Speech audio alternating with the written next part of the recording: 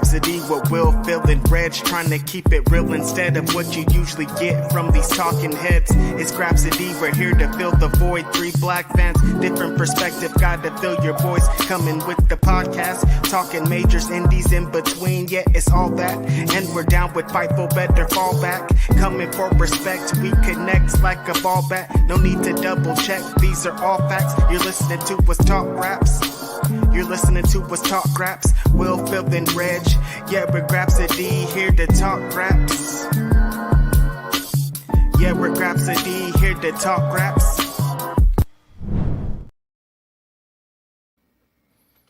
Good morning. You know what it is. I'm sure you know what I'm going to say. One last time for 2023. Last episode of 2023. This is Grapsody. I'm Phil Lindsey. Of course, I'm in the building with Righteous Reginald. What's going on, bro? Your favorite rapper, your favorite writer, your favorite podcaster, not a dirt sheet writer, pro wrestling analyst. Here on a Saturday morning, Philip Lindsey. Feels good. It's been an early one. But yeah, I'm feeling pretty good coming into the morning. There's going to be a really fun wrestling show later. It's raining outside. It's one of those, I'm like, oh yeah, it's finally December here in California. Welcome to it. It feels crazy. Feels different. Finally, you say. Yeah, it's been unseasonably warm here, which is very weird. It makes me feel like the older I get, like we're all going to die. Yeah, totally. But yeah, I can't complain about warm weather. We have not gotten any real snow yet, which also feels weird.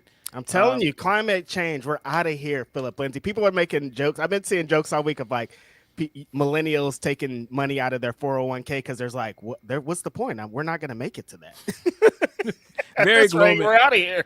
Very gloom and doom to start this episode. I'm sure there's other like gloom and doom people stuff want to run with, but we come in here talking about climate. Yeah. How was your holiday weekend, man? It was pretty chill, man. Most of it driving. Every time that I have a weekend doing something, it's either driving a lot or traveling. So that part gets a little annoying, but put on some music, hit the road, and it's dope. But yeah, got there, had a really good time with my mom. She made some gumbo. I ate that. Crazy. It was amazing. I guess I didn't even know that gumbo was a black people Christmas thing. And then I was like, I thought we were being cool, but I was like, oh no, we're being cliche. But it all works out. I'm with it because my mom's really good at making gumbo. Shout out to Mia. She hooked me up. So not like the usual like Christmas/Thanksgiving food. Nuh-uh. With like the ham and like the sides and nuh-uh. Just a big giant pot of gumbo. It's great. It's amazing. Southern. Yeah, I spoke to you on Christmas Eve. I told you how dramatic Christmas Eve was for me. Because, of course, but Christmas Day was cool. Spent most of the weekend with my family. My brother is enabling my sneakers habit by buying me a pair of Jordans, and I feel good about that because I was like, good, not another pair of Jordans that I spent money on. I feel like the last time we were together somewhere collectively, he was enabling your sneaker habit too, and that wasn't that long ago. So yes, yeah. Mm-hmm. Yes. So cool vibes all around. Good Christmas. Hopefully everybody had a good holiday weekend. Hopefully spent time with friends and loved ones. Mm-hmm. Hopefully this crazy holiday did not send you into a seasonal depression, because that is a thing for some people. I have been a very bah humbug guy for years, but this Christmas was actually pretty good. This Christmas, you're so black. You can't even help being black and singing "This Christmas" in your words. I guess we did want to get into some news, but we also want to get into like some year-end review stuff. Mm-hmm. And we got pay-per-view tonight. Crazy to think about. We have a pay-per-view tonight, but it has been a wild news cycle for the past 48 hours. Just a lot going on. It's too much at this point. How was we're gonna get into the year in review stuff. Did you have difficulties compiling your list? There was only a couple of categories where I was like, I really don't know, man. It's kind of crazy to think about like the year as a whole and like the different divisions and the different things that I'm like, yo, there's been a lot going on, but then like some categories are like Yeah. unanimous. Yeah. I had to, do a little research. I had to sit and think a little bit. But not too bad. Yeah. I guess the other part of this, before we get into like actual year-end review stuff with wrestling, um, this podcast for 2023 has been a journey. We started this year as a trio. It sounds crazy, but we have been effectively a duo for 8 months. Does Wow. not seem like it's been 8 months. 8 months. It has almost been a year of us doing this podcast with just the two of us. Yo. Um, but yeah, just Yo. starting the year off and just taking this in like it's usual. We ended last year doing a Tony Khan interview. Um, It then seems like every end of year is crazy, right? Like, because at the end of the first year, we had the Tony Khan and Swole shit. And then the next year, we had Tony Khan. And this year, whew, it's a lot yeah, going on it today. it has been interesting when you look at our content, see things that are just like a kind of a season finale for Mhm. like this year. And I Yeah. feel like the season finale of starting the year last year with the Tony and Swole stuff and then ending it by having the Tony Khan interview. And then this year, starting the year with Mercedes Watch 2023. And now we're ending the year still at Back at Mercedes it. Watch 2024. We're still at news about Mercedes. Yeah, so I guess that's a good way to hop into new stuff. Mercedes popped in the news again this week. We initially got the report that whatever there were talks with AEW to come in and do something around Forbidden Door, I believe. Those talks were then no longer happening, and so people, of course, assumed that meant, oh, she's going back to WWE. Then this week, we got the news that she trademarked some things with Monet on it. And right after that, we got Mercedes being Mercedes and trolling people on her IG, which I thought was hilarious. So funny. And then we got the Fightful Select report from Sean Ross Sapp, where he revealed that WWE and Mercedes are no longer in talks. Take that how you will. There was a lot of weird talk I'm like, right what after. does that mean? Yeah, take that how you will, of course. There was a lot of weird talk after Charlotte got her contract extension of people talking about what is her worth and, how much she wanted on a contract that people started framing it around, oh, well, she wanted more than what Charlotte's getting. Charlotte's one of the highest paid women in wrestling right now. She wanted more than her. Is she worth that? And immediately when I saw like people framing it that way, I thought it was strange to begin with because, we don't know these things. And also on top of that, get your bag. I'm not, whatever you Please. think your value is, whatever you think your worth is, get your bag. And clearly her value is through the roof because has not wrestled since this summer. And she's still one of the hottest free agents in wrestling. We're still all talking about her.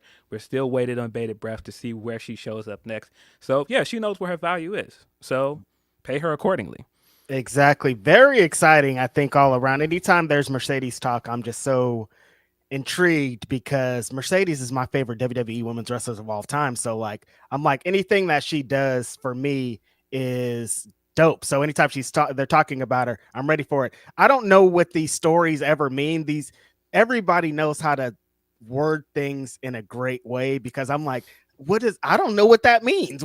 You know what I mean? Like, oh, we're not in talks anymore. So does that mean she has a contract with you guys now? Or you never know. Cause like now it's like Sean Ross Sapp put out the story, but like things change on a minute by minute basis. Like he could have got a story and then 1 minute later the thing changes. It's like everything is so crazy that I just don't know what to believe. And also I've just gotten to a space where I want to see it. I don't want to I'm happy everybody gets the news and everybody should subscribe to Fightful Select, get your news, get everything. But I'm just like, when this person is on TV is when I'm in. I can't get into that stuff because I just don't know. And the reason that I don't know is I purposely don't get information now because I don't want to know. I just want to, there's some moments that I want to be 12 years old again. And if I know everything, I can't be 12 years old.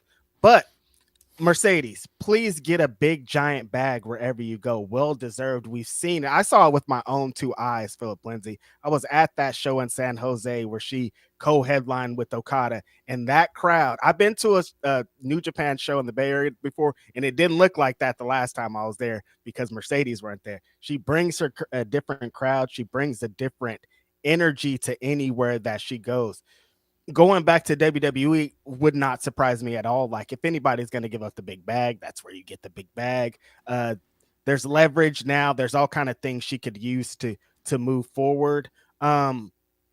Japan, I mean, the things that she did in Japan, Phil, like, they were so minimum, but like, yo, remember the energy that she had brought just in those few couple matches, that triple threat match, and like, just like the energized way that she was moving, implementing lucha and all this stuff. I'm like, yo, there's still so much going on. People have been talking about Impact Wrestling. I'm like, you guys stop. They could never afford it in 5 million years. We're talking about money, and then you guys start talking about Impact Wrestling.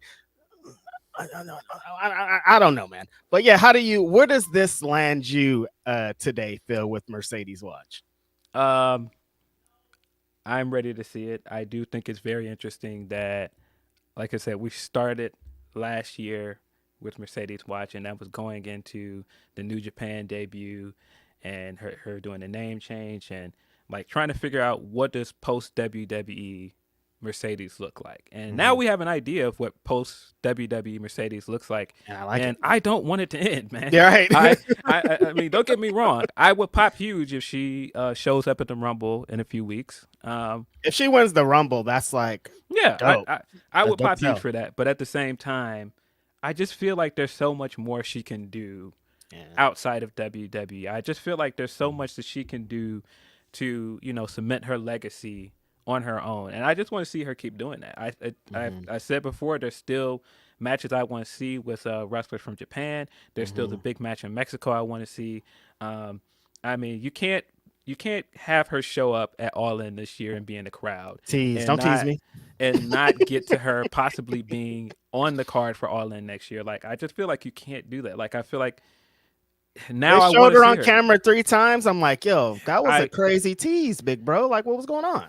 Yeah, I want to see her on the card now. I mean, of course, do what's best for you. That's what I always think for the wrestlers. Wherever you end up, wherever you get the best opportunities, wherever you get the right deal in place for you, great. Yeah, because sometimes I feel selfish about it. Because, like, I want Mercedes to sign with AEW and do these New Japan things. But, like, if WWE is giving it up, like, how could I? And, of course, she ain't going to listen to us losers. But, I mean, like, wherever the bag is, wherever the best situation is, that's where she needs to be. I mean, obviously, because she told my man that got the autograph, why would I tell you? Like, I loved her attitude in that too. So and I feel like you could almost play that clip today for a lot of people that are like speculating and running around, and it's just like, so you'll wait, right? Right. So you'll wait, right? Thank you, JJ. Thank you.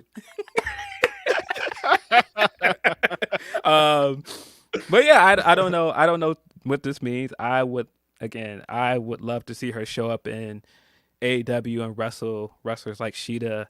I think there's cool things that she can do over there.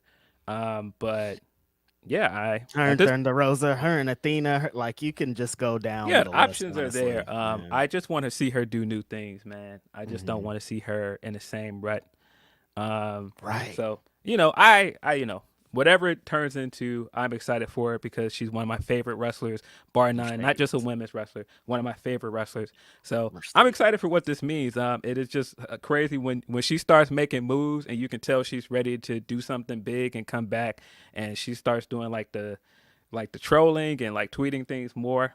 I get excited every time. Just can't wait to see what she does. What a wild time we live in wrestling. If you would have told me 3 years ago that CM Punk could potentially be back in WWE and that Mercedes potentially might not be there, I would have been like, what? I would have said, why are you saying this? What are you talking about? True. And Cody's going to be in WWE too. Shut up, dude. What are you saying? I think right now just being in an I don't know phase and her being a free agent is still exciting. So But I am hoping that we get to a conclusion to this at the beginning of this year. I'm hoping we don't have to wait weeks into 2024 to figure out where she is. Obviously, there is a chance that she can show up tonight. But with whatever 2 days left in 2023, I think that we'll be waiting till next year to figure out what happens. I'm happy for Mercedes because she got her feet kicked up right now. Everybody's sending her flowers. Somebody's feeding her grapes right now. Like, she's living the life. Like, she's being courted by everyone. And now, Impact, I'm kidding or joking. Of course, I'm sure they got some dollars together, talked and negotiated with some people to try to bring her in too. So, like, yo, the money, Monet, whatever your name is. I'm excited to see it. Young Very excited Moolah. about it.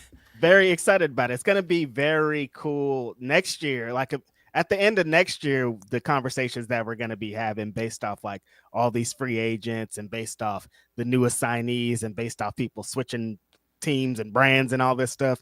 It's going to be a wild 2024. I can just feel it. Just based off that timeline we set up about how we started the year talking about the Tony and Swole stuff and then ended up talking to Tony. Listen, man. Say Mercedes here. She signed up.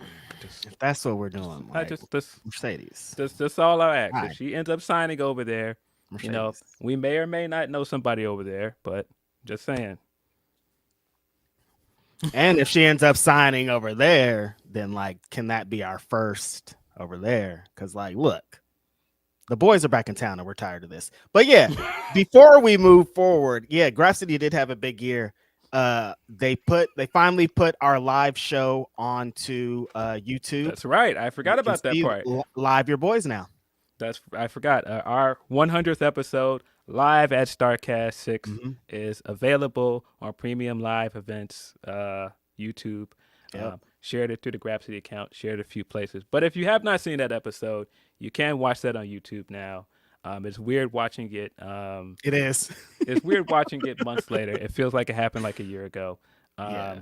I guess, again, when you get into year in review stuff, and when I talk about like this year and just like podcasting, and it just all feels like all of this stuff just happened. It just happened so fast, but then it also feels like this was a long year at the same time. It's hard to explain. I know when our friend left here, I, out of character, shed some tears on this podcast. People will not let me forget that. But when I really think about the mindset I was in at the time and thinking about, like, this is my friend, one of the best things that I do on a weekly basis is sit down in front of this computer and get a mic in my face and talk to my friends about wrestling. Yep. To pull back a little bit of the curtain on the podcast, of course, my grandmother passed away, and I talked about that on here. But at the time, I was a big part of, helping take care of her. I was around her a lot. And so sometimes it would just be like not the most exciting week. But I knew at the end of the week, the pot at the end of the rainbow would be that I get to record with you guys, and it would be fun. And so thinking about like, man, why is this coming to an end? This is a good thing in my life, and it's like, why is it changing? Like, right. Why is it changing? Yeah. And so in some ways that was like not upsetting, but it was just like, it was hard to like process for me. It was fast. Because I had so much else going on in my life and just so many other things, whether it be professionally and personally, that I was still trying to figure out. And it's still kind of that way, like at the end of this year. But of course, as I said at the time, as I continue to stay, very happy for our friend. Still very weird that he works there. Very happy for him and everything he's gotten to do over there. Very excited for him. They quoted your boy. Wrestling Observer had him in the news this week being like, these are Tony's homies right here. He talks to these guys. I was like, oh, that's seeing right, my guy's name among those guys' names, it's like, that's the crazy things for me. It's like, Tony goes to Jerry Lynn and Jimmy Jacobs and Will Washington. It's like, whoa, he used to be on a podcast with us. Yeah, that's right. Because he did do a special episode of After the Week with Denise this week. And I'm assuming that's where that quote came from. No, it's from Tony saying from Tony's call this week. Oh, it's from the media call. Okay. Yeah, from the media call. He was like, these are the people that I essentially my confidant type. Oh, I thought you said that they quoted Will directly. He was No. He was okay. in the quote. Gotcha. Yeah. Confused. Sorry. But yeah, I mean, even just that stuff. Sometimes when I see stuff and I see his like picture on it, or I see like his name on it, it's just like, okay, this is a guy that like this is a guy that I'm like still in a group chat with. Like, what's going on? What's going on here? It's crazy, but it's also dope. Shout out to our homie for like, he did it. He did it. Yeah, very very happy for him, man. Yeah. Very exciting times. I still think, like I said, the fact that we've been doing this as a duo for 8 months, very much appreciate you guys for continuing to rock with us.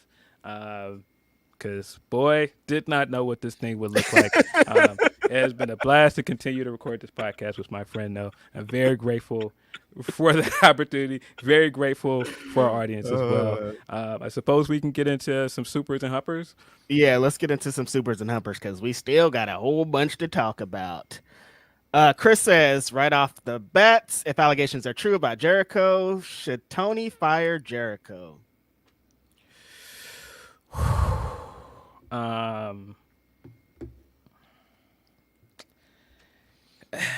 I guess this is where we'll get into the Jericho stuff. Why not? Let's just rip the Band-Aid off and get in there. This was very fast 24 hours of news with this Jericho stuff because initially this week, wasn't even this week. Sorry, it was Christmas Eve, right? Mm-hmm. When he was arguing with the lawyer guy, and that then turned into some back and forth. So I guess at some point over a holiday weekend, he responded to something said by Stephen P. New about the NDA that the Bucks and Punk potentially signed, and what does that mean? That turned into some talk about whether or not Jericho could still talk about what happened in Brawl Out, which was all very odd to me. I don't know why that was a thing, especially on Christmas. Why? But then that turned into fellow Chicagoan Nick Hausman in the midst of this, and that turned into some back and forth between them. And then this week on Nick's podcast, Rumors and Innuendo, I think that's the name of it, Rumors and Innuendo, they lived up to the name, that's for damn sure. He dropped a pretty big quote that then turned into a clip that ended up all over the internet. He essentially said that he wasn't comfortable with some of the praise that Jericho gets because he's hurt certain people backstage, and that those kind of praises might not age well when certain things come out. And he said, when you look back at this, Harvey Weinstein is somebody that was celebrated and awarded, but then later on, this guy's in jail. That's how quickly these things can change. Now, people immediately jumped on this and was like, "That's a crazy comparison." I understood what he meant though, and I'm not gonna, shoot him any bail on, what his motives are, what his intentions are. I don't know that, but I do know that what we do as podcasters, because I am not a journalist. You started this podcast by saying you're not a journalist. What we do as podcasters, we get on here and we try to speak objectively about wrestling. It gets a little bit tricky when we hear things about certain situations or certain people, and it's not my place as somebody that is not a journalist and is not equipped to break news about it to get on my podcast and say whether this or that happened. And so with that in mind, sometimes it gets tough when you hear things about someone to be objective about certain things like the praise they get, or it's the matches they have, or when something is or isn't working on television. It's complicated, very complicated. So I understood what he meant. Now, I don't know what his intentions were. Again, can't speak for him. Not my place to do that. That then spawned some stuff happening online that then turned into some Twitter responses that Kylie Ray was a part of. Kylie Ray added a heart emoji to something, and people then took this and ran with it to mean that some rumors that had come up years ago about Kylie and Jericho are confirmed. Now,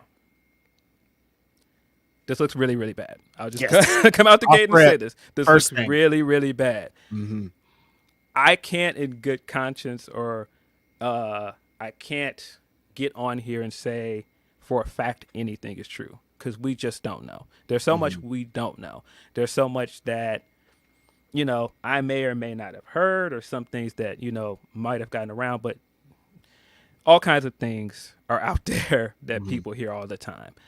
So I don't know what is or isn't true, but it does not look good. It looks very bad. I think the fact that Kylie was liking some of the tweets and the emoji, just some of when you follow the timeline of Kylie leaving AEW, and certain things that line up, it does not look good. But again, I cannot say for a fact anything.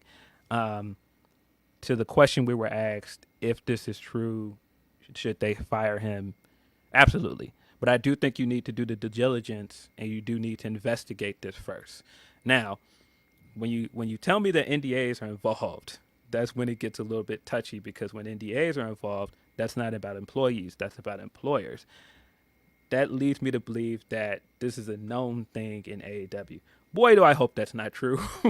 I am very much hoping that it's not true, because that does not sound good. But again, there's so much we don't know. When you say NDA, you got to be careful with that. You got to be careful with how you phrase certain things, because, you know, context matters, right? So I don't know that there was an NDA. I know that there was conversation around NDAs that led to this. So I don't know if anybody actually signed an NDA. We don't have any proof of that. We don't have any proof that Kylie signed an NDA. We don't have any proof that he has had other women signing NDAs. But again, some of this does not sound good. When you look at the information around it, you can draw some conclusions that don't sound good. Yeah, you know, this sometimes in the space, like you were saying, you like hear things, there's rumors and innuendos, there's conversations that go around. Today, last night I wasn't online because I was outside. I got online about 6 a.m. and to discover this in real time, not knowing anything about the situation. Like, there's situations that I know things about, I hear, I investigate, but knowing zero about anything going on here was kind of crazy, honestly. I've asked people about the Kylie Ray situations before, and legit, I've gotten nothing, like not one word about anything that happened. It's like it's just one of those, I was like, I guess I'll never ever hear about it. And so this is a situation I'm again just like finding out in real time. And so it's crazy to see that how fast things could happen. But like you said, I've heard, not in this specific situation, but just things about this guy throughout history, throughout the years of him kind of being a pro wrestler. Chris Jericho is who I'm talking about. You hear things and you're just like, I don't know, you just chalk it up to he's a pro wrestler that came up in the 90s. Who am I gonna, like you said, I'm just a pro wrestling analyst, dude. I come on here to talk about matches. I don't come on here to leak news. I don't come on here to break stories. I don't come on here for any of that. So like, just trying to exist in this space is weird, and having to talk about these things even is weird. So I'm just like, I don't know, man. Yeah. I mean, of course, off top, like, hopefully, regardless if this actually happened or what is going on, hopefully Kylie Ray is doing well. Please, she doesn't need all this. I'm sure getting up this morning, regardless if anything happened, and being flooded with like all of this love, flooded with all of this stuff and attention from this, it can be a little bit overwhelming. So hopefully she's doing well. If this did happen, you know, of course, you know, well wishes to her. Hopefully she's doing well. Hopefully she is living a better life. Of course, just had a kid, happily married. So, you know, wish nothing but the best for her. I was very disappointed with how her tenure with AEW ended, because I'm a big fan of hers, and I was hoping that, you know, she was going to have this big run. As much as AEW is in Chicago, she is like beloved in the city. I feel like that would have been a slam dunk for her, and the company as well. Phil, But she was about to be so over in AEW, dude, if she would have stayed. Like at the time she yeah, would have came in and her trajectory, she would be a big star right now. yeah, and so it's always been kind of clouded in secrecy how she left. There's always been a little bit of uneasiness around it, Mm-hmm. because she never really came out and spoke on specifically what it is of why she left. Now, of course, she has given varying like I don't know, responses here and there, whether that be on IG, whether that's been in like certain interviews she's done. I know at one point she said that nobody forced her to leave. Mm-hmm. Um, but even that's a little bit loaded. That could Mm-hmm. mean anything. That's kind of vague. Mm-hmm. And that's why I'm saying again, there's just so much we don't know. Right. I would really hope that nothing terrible happened. Mm-hmm. Hopefully she's doing well. Mm-hmm. But if this did happen, absolutely, Chris Jericho needs to go. Fire. I He think has a one thing we need to come off of, we need to get off of this is we need to protect women and protect women in these spaces and protect women in those situations. Like people are turning this into a gotcha or I told you yeah, so and yeah. We don't all need to do this, that. and it's like this shouldn't be what this is, and like the people that are going to continue to be affected by this don't need your gotchas and I told you so. That helps no one. Like we need to protect these women. We need to protect them in these situations. And there's reasons that there's anything in place here. And responses like most of the shit that's happening out here are not helping. Absolutely. That's the part that I felt was a little bit um, unfortunate and kind of gross to watch on Twitter. People turning this into the usual back and forth between AEW and WWE fans. Like, I just feel what? like this is not the time to do Ew. that. Trying to turn this into a gotcha or the AEW is ending or this is gonna ruin the company. That isn't important Bro. right now. Like somebody could have been effectively traumatized for the rest of their life with something happening Yeah. here, and that's what you want to talk You about. talk about I some just, fucking tribalism, bro. Get yeah, real. I think you got to have your priorities in place, man. You can't. We should not be making it That's about how I know these wrestling. are not real people. Like you can't listen, you can't be real. You can't be a real person that has real people in your lives, friends and things, and think like, no, this isn't about a person. This is about my wrestling company being better. It's like you gotta go outside. I'm sorry. Yeah, you got to chill out. That's just not the place for that. What? Um, but yeah, but well wishes. Hopefully, it sounds like if he did do this, I would imagine Kylie isn't the only one, um, just because of Jericho's status in the company, and I guess like that's something Nick kind of alluded to that when you do have a certain status in a company, you should use it responsibly. It just that talking point is absolutely correct, but again, there's just so much we don't know, and so I can't properly go into what he may or may not have done. Um, it's just unfortunate. It's unfortunate that we're sitting here talking about this and AEW has a pay per view tonight. It's unfortunate that this happens a lot in wrestling where, this is supposed to be an escape for a lot of people. It's supposed to be fun. And, a lot of times we end up having to talk about controversy and some real, like, dark stuff that, you wish people would do better. It's kind of nastily ironic after that MJF article came out yesterday, where he Yeah. said specifically Yeah. every time we're gonna have a good moment, a bad moment happens. And then he also said Chris Jericho saved this company. So it's like this article looks crazy as hell.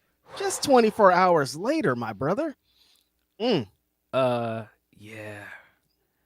Yeah.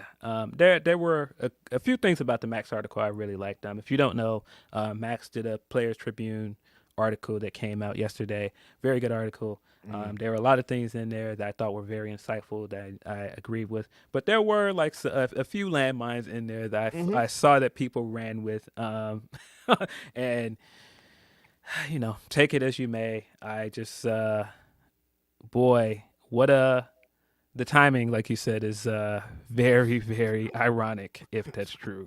Right. Um, mm, yeah, but yeah, I mean, coming out of this, I don't think that this should be like a tough decision for anybody. Mm-hmm. Um, if if if you do an investigation or anything around this has happened and you fire and you find something, then yeah, you've got to get rid of him. There's just But no way around it. You got to get rid of them. the this stuff just not matching up for me though. If she like, it's gonna look crazy for some people, is all I'm saying. Because if she left for this reason, and then them people know, then why didn't you fire him then? Like, why didn't you? You know what I mean? That is the question, and that's why That's just like what's the difference now? Like, he did it then. Why didn't you do it then if you knew about it?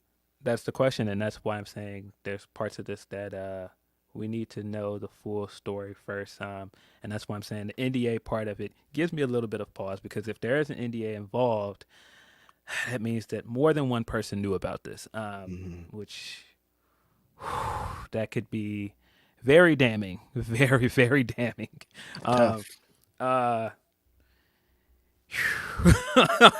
man. That's what I'm saying. When everybody's like, he better be fired, I'm like, but does that, like, are they finding out with us? I don't really.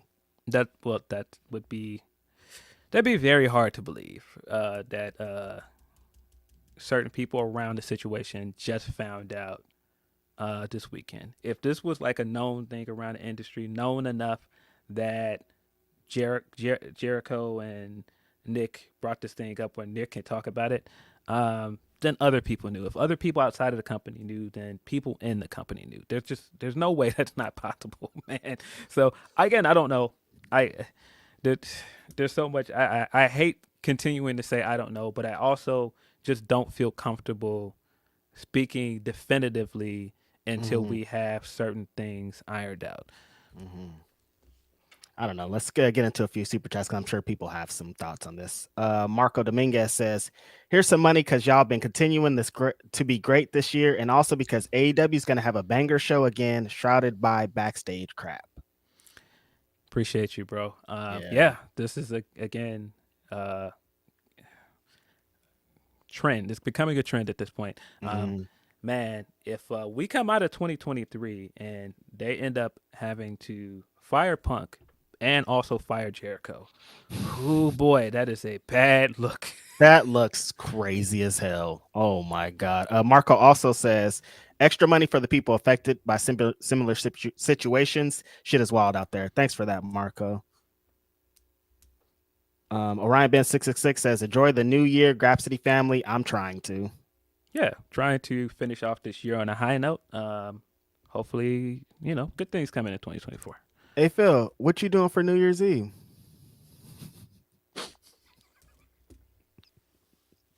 Stop it. Will Chisholm says, I do love how people...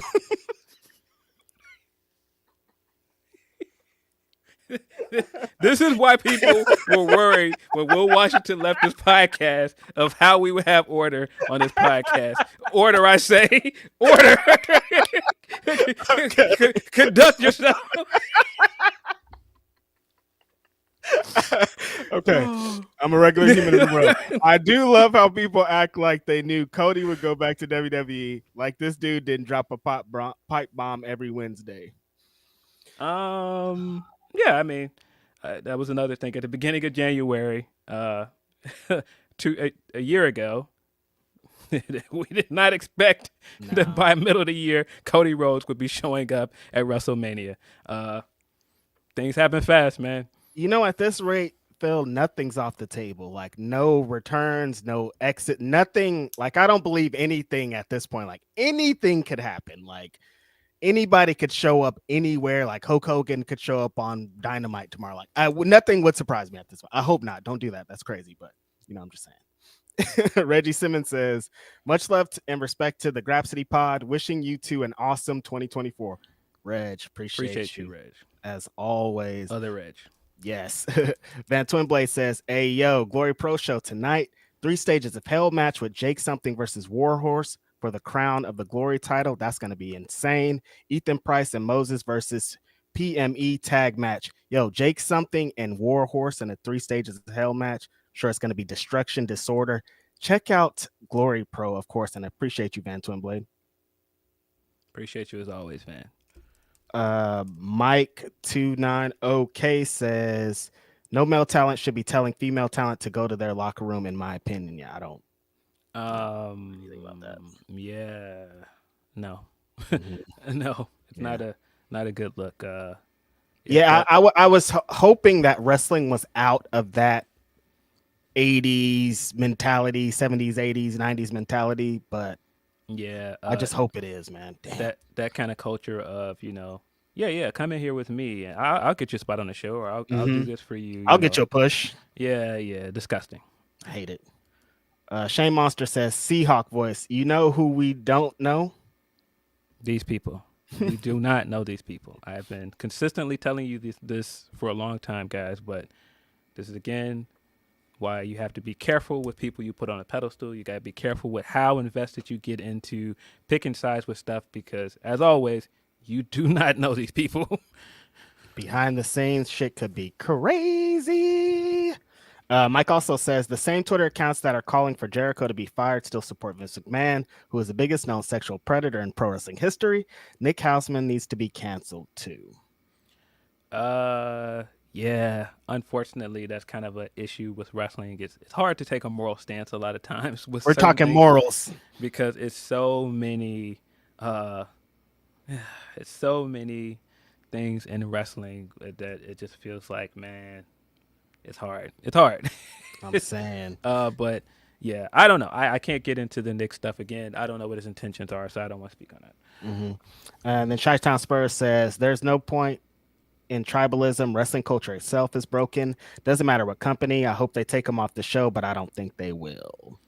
Yeah, I there has not been any kind of action so far, but I wouldn't expect them to do anything based off of just rumors and allegations. Like that's not really how they operate. That's not really how Mhm. most companies operate. Mhm. Um, if Usually investigation. yeah, if something is done about it, I would assume there's going to be some kind of investigation. Right.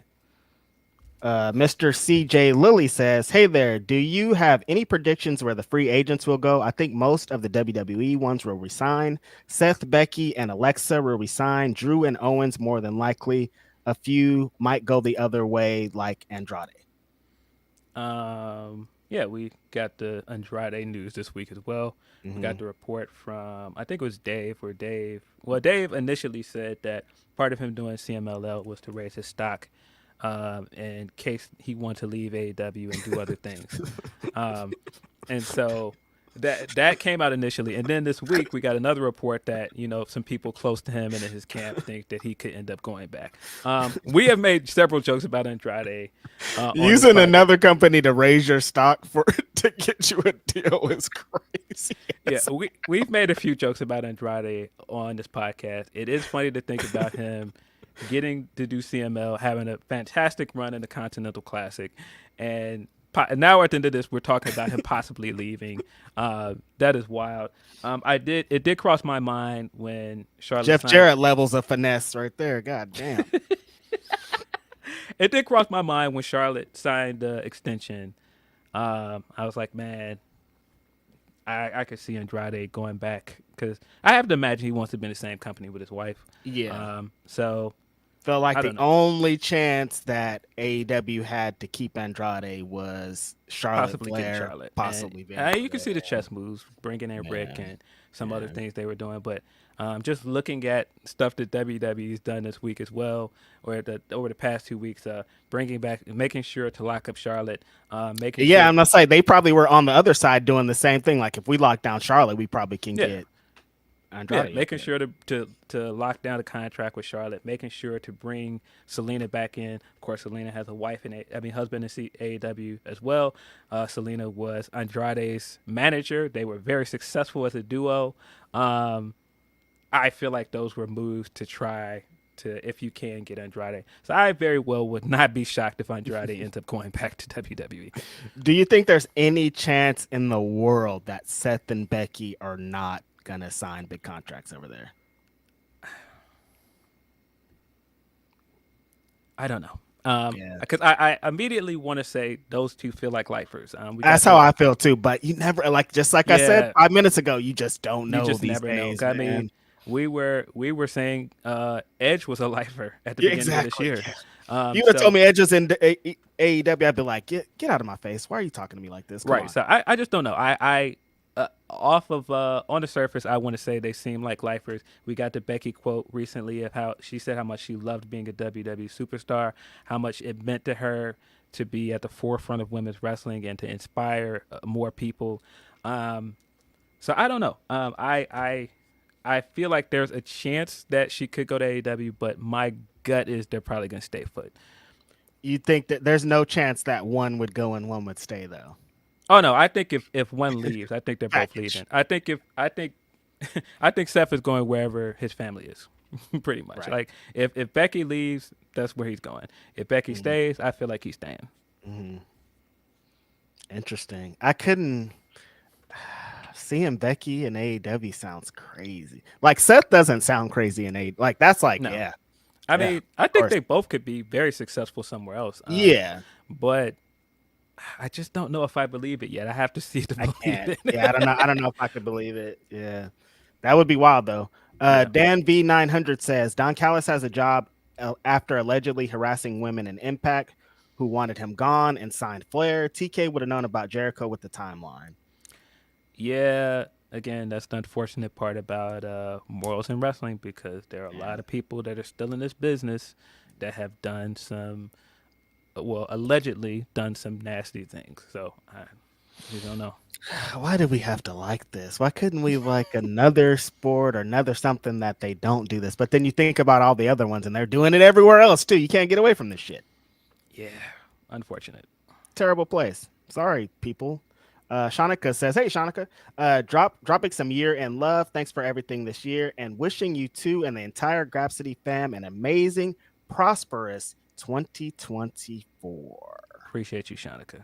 Yeah, we got some things coming though. Like we talked a little bit about what we did in 2023, but 2024 we got some things on the horizons. I think we're gonna tackle this a different way, couple ways. I'm interested. When I tell you, the funny thing about this is, I don't know if you feel the same way, but I feel like 2023 has made us closer in a lot of ways. Definitely. We talk more often. I think also it's just like us being a duo. Of course, we were friends beforehand, but I feel like we just a lot has happened this year. A lot of our weird misadventures. When I think about LA and how much time we spent together in LA, your first time being in Chicago. Chicago. This year, it's been a year. That was all this year. It's more highs than lows, I will say. Totally. I think that we had a blast recording this podcast, going to other cities. And We went to seeing wrestling Vegas together. too, huh? Yep, went to Vegas together. Yeah, it's been a blast. It's been really fun. Yeah, I think the highs are way higher than the lows. The lows are just like, all right, I see what's going on, but the highs are like, man, this is just a great time to be living, you know? Mm-hmm. All the homies are here today. Nye says, congrats on the success in 2023, fellas. Well deserved. Can't wait to see what's next in 2024 for Grapsody. Much love. The coolest thing that has happened this year, seeing that Grapsody sign out in that crowd. Like, it's hard to put into word how some of these things feel, because it's like we come on this podcast and talking, like you said, some Saturdays it's like, man, I don't know, I drank too much on Friday night, I don't know if I could do it, but like you get to Saturday and it's great, and then you get to moments like this of you watch a show and see your logo in the crowd, or you go to a show. I went to a show and saw a Grapsody sign across from me, and I was like, what life is this, man? This is insane. Yeah, seeing Grapsody signs at shows is just still like, man. What? Yeah, I appreciate you, man. Of course, anybody that's taking a sign to a show, anybody that stopped us at a show to say hello or whatever, take pictures or whatever, man, we appreciate you guys. Dude, so the much, amount man. of times I just randomly hear Grapsody, just like I'm like, wait, where's that coming from? Again, this has been a long year, man. Like just thinking of April and going to my first WrestleMania and just being like in awe of like just how big the WrestleMania is and just like how big the WWE machine is, and like sitting like on the floor, like walking around like, man, this is like insane. And somebody's like, yo, Grapsody. I'm like, what? Like, what is if you would happening have told right me now? that story 2 years ago, I'd be like, no way, that's not gonna happen. You were at WrestleMania and somebody talked about our podcast. Like, how? Dude, it's crazy. Appreciate everybody that always says hello, man. Never It's be so like cool. too worried that you can't say hello. By the way, Yeah, never like, say, "Oh, you guys look busy" or nothing. We're never nah, busy. man. We're always kicking it. Please come Just through. stop by and say hello if you see it somewhere. Because We most of the gotta. time I'm just bullshit. I'm probably look super high, and I am. Which, by the You way, guys, I keep saying we have to figure out how to get a meet and greet somewhere in 2024. That might be one of the totally. goals in 2024 to do a meet Yeah, and greet. yeah. Um, I don't know, man. That would be really nice to see. I think Just so. some We of the gotta fans out because we see so many fans when we go to shows. It would be nice to right. do something for the fans. I don't know. It was kind of a lot of Grapsody fans in Chicago. I don't know what it was. Like, I'm Kind of tired of y'all, but damn. mecca pro wrestling, bro. I can't even say I'm tired of y'all this year because, whoo, California ate. Y'all ate real good in California. Y'all ate real good. Our other friend, speaking of Chicago, Smiley BWR says, "Afternoon, boys. Happy almost New Year's Eve. Hope y'all are doing well. I'm about to go pick up Tankman's cat birthday / Christmas gift and head to AAW. Hi, Reginald. Hello, Tracy, my friend.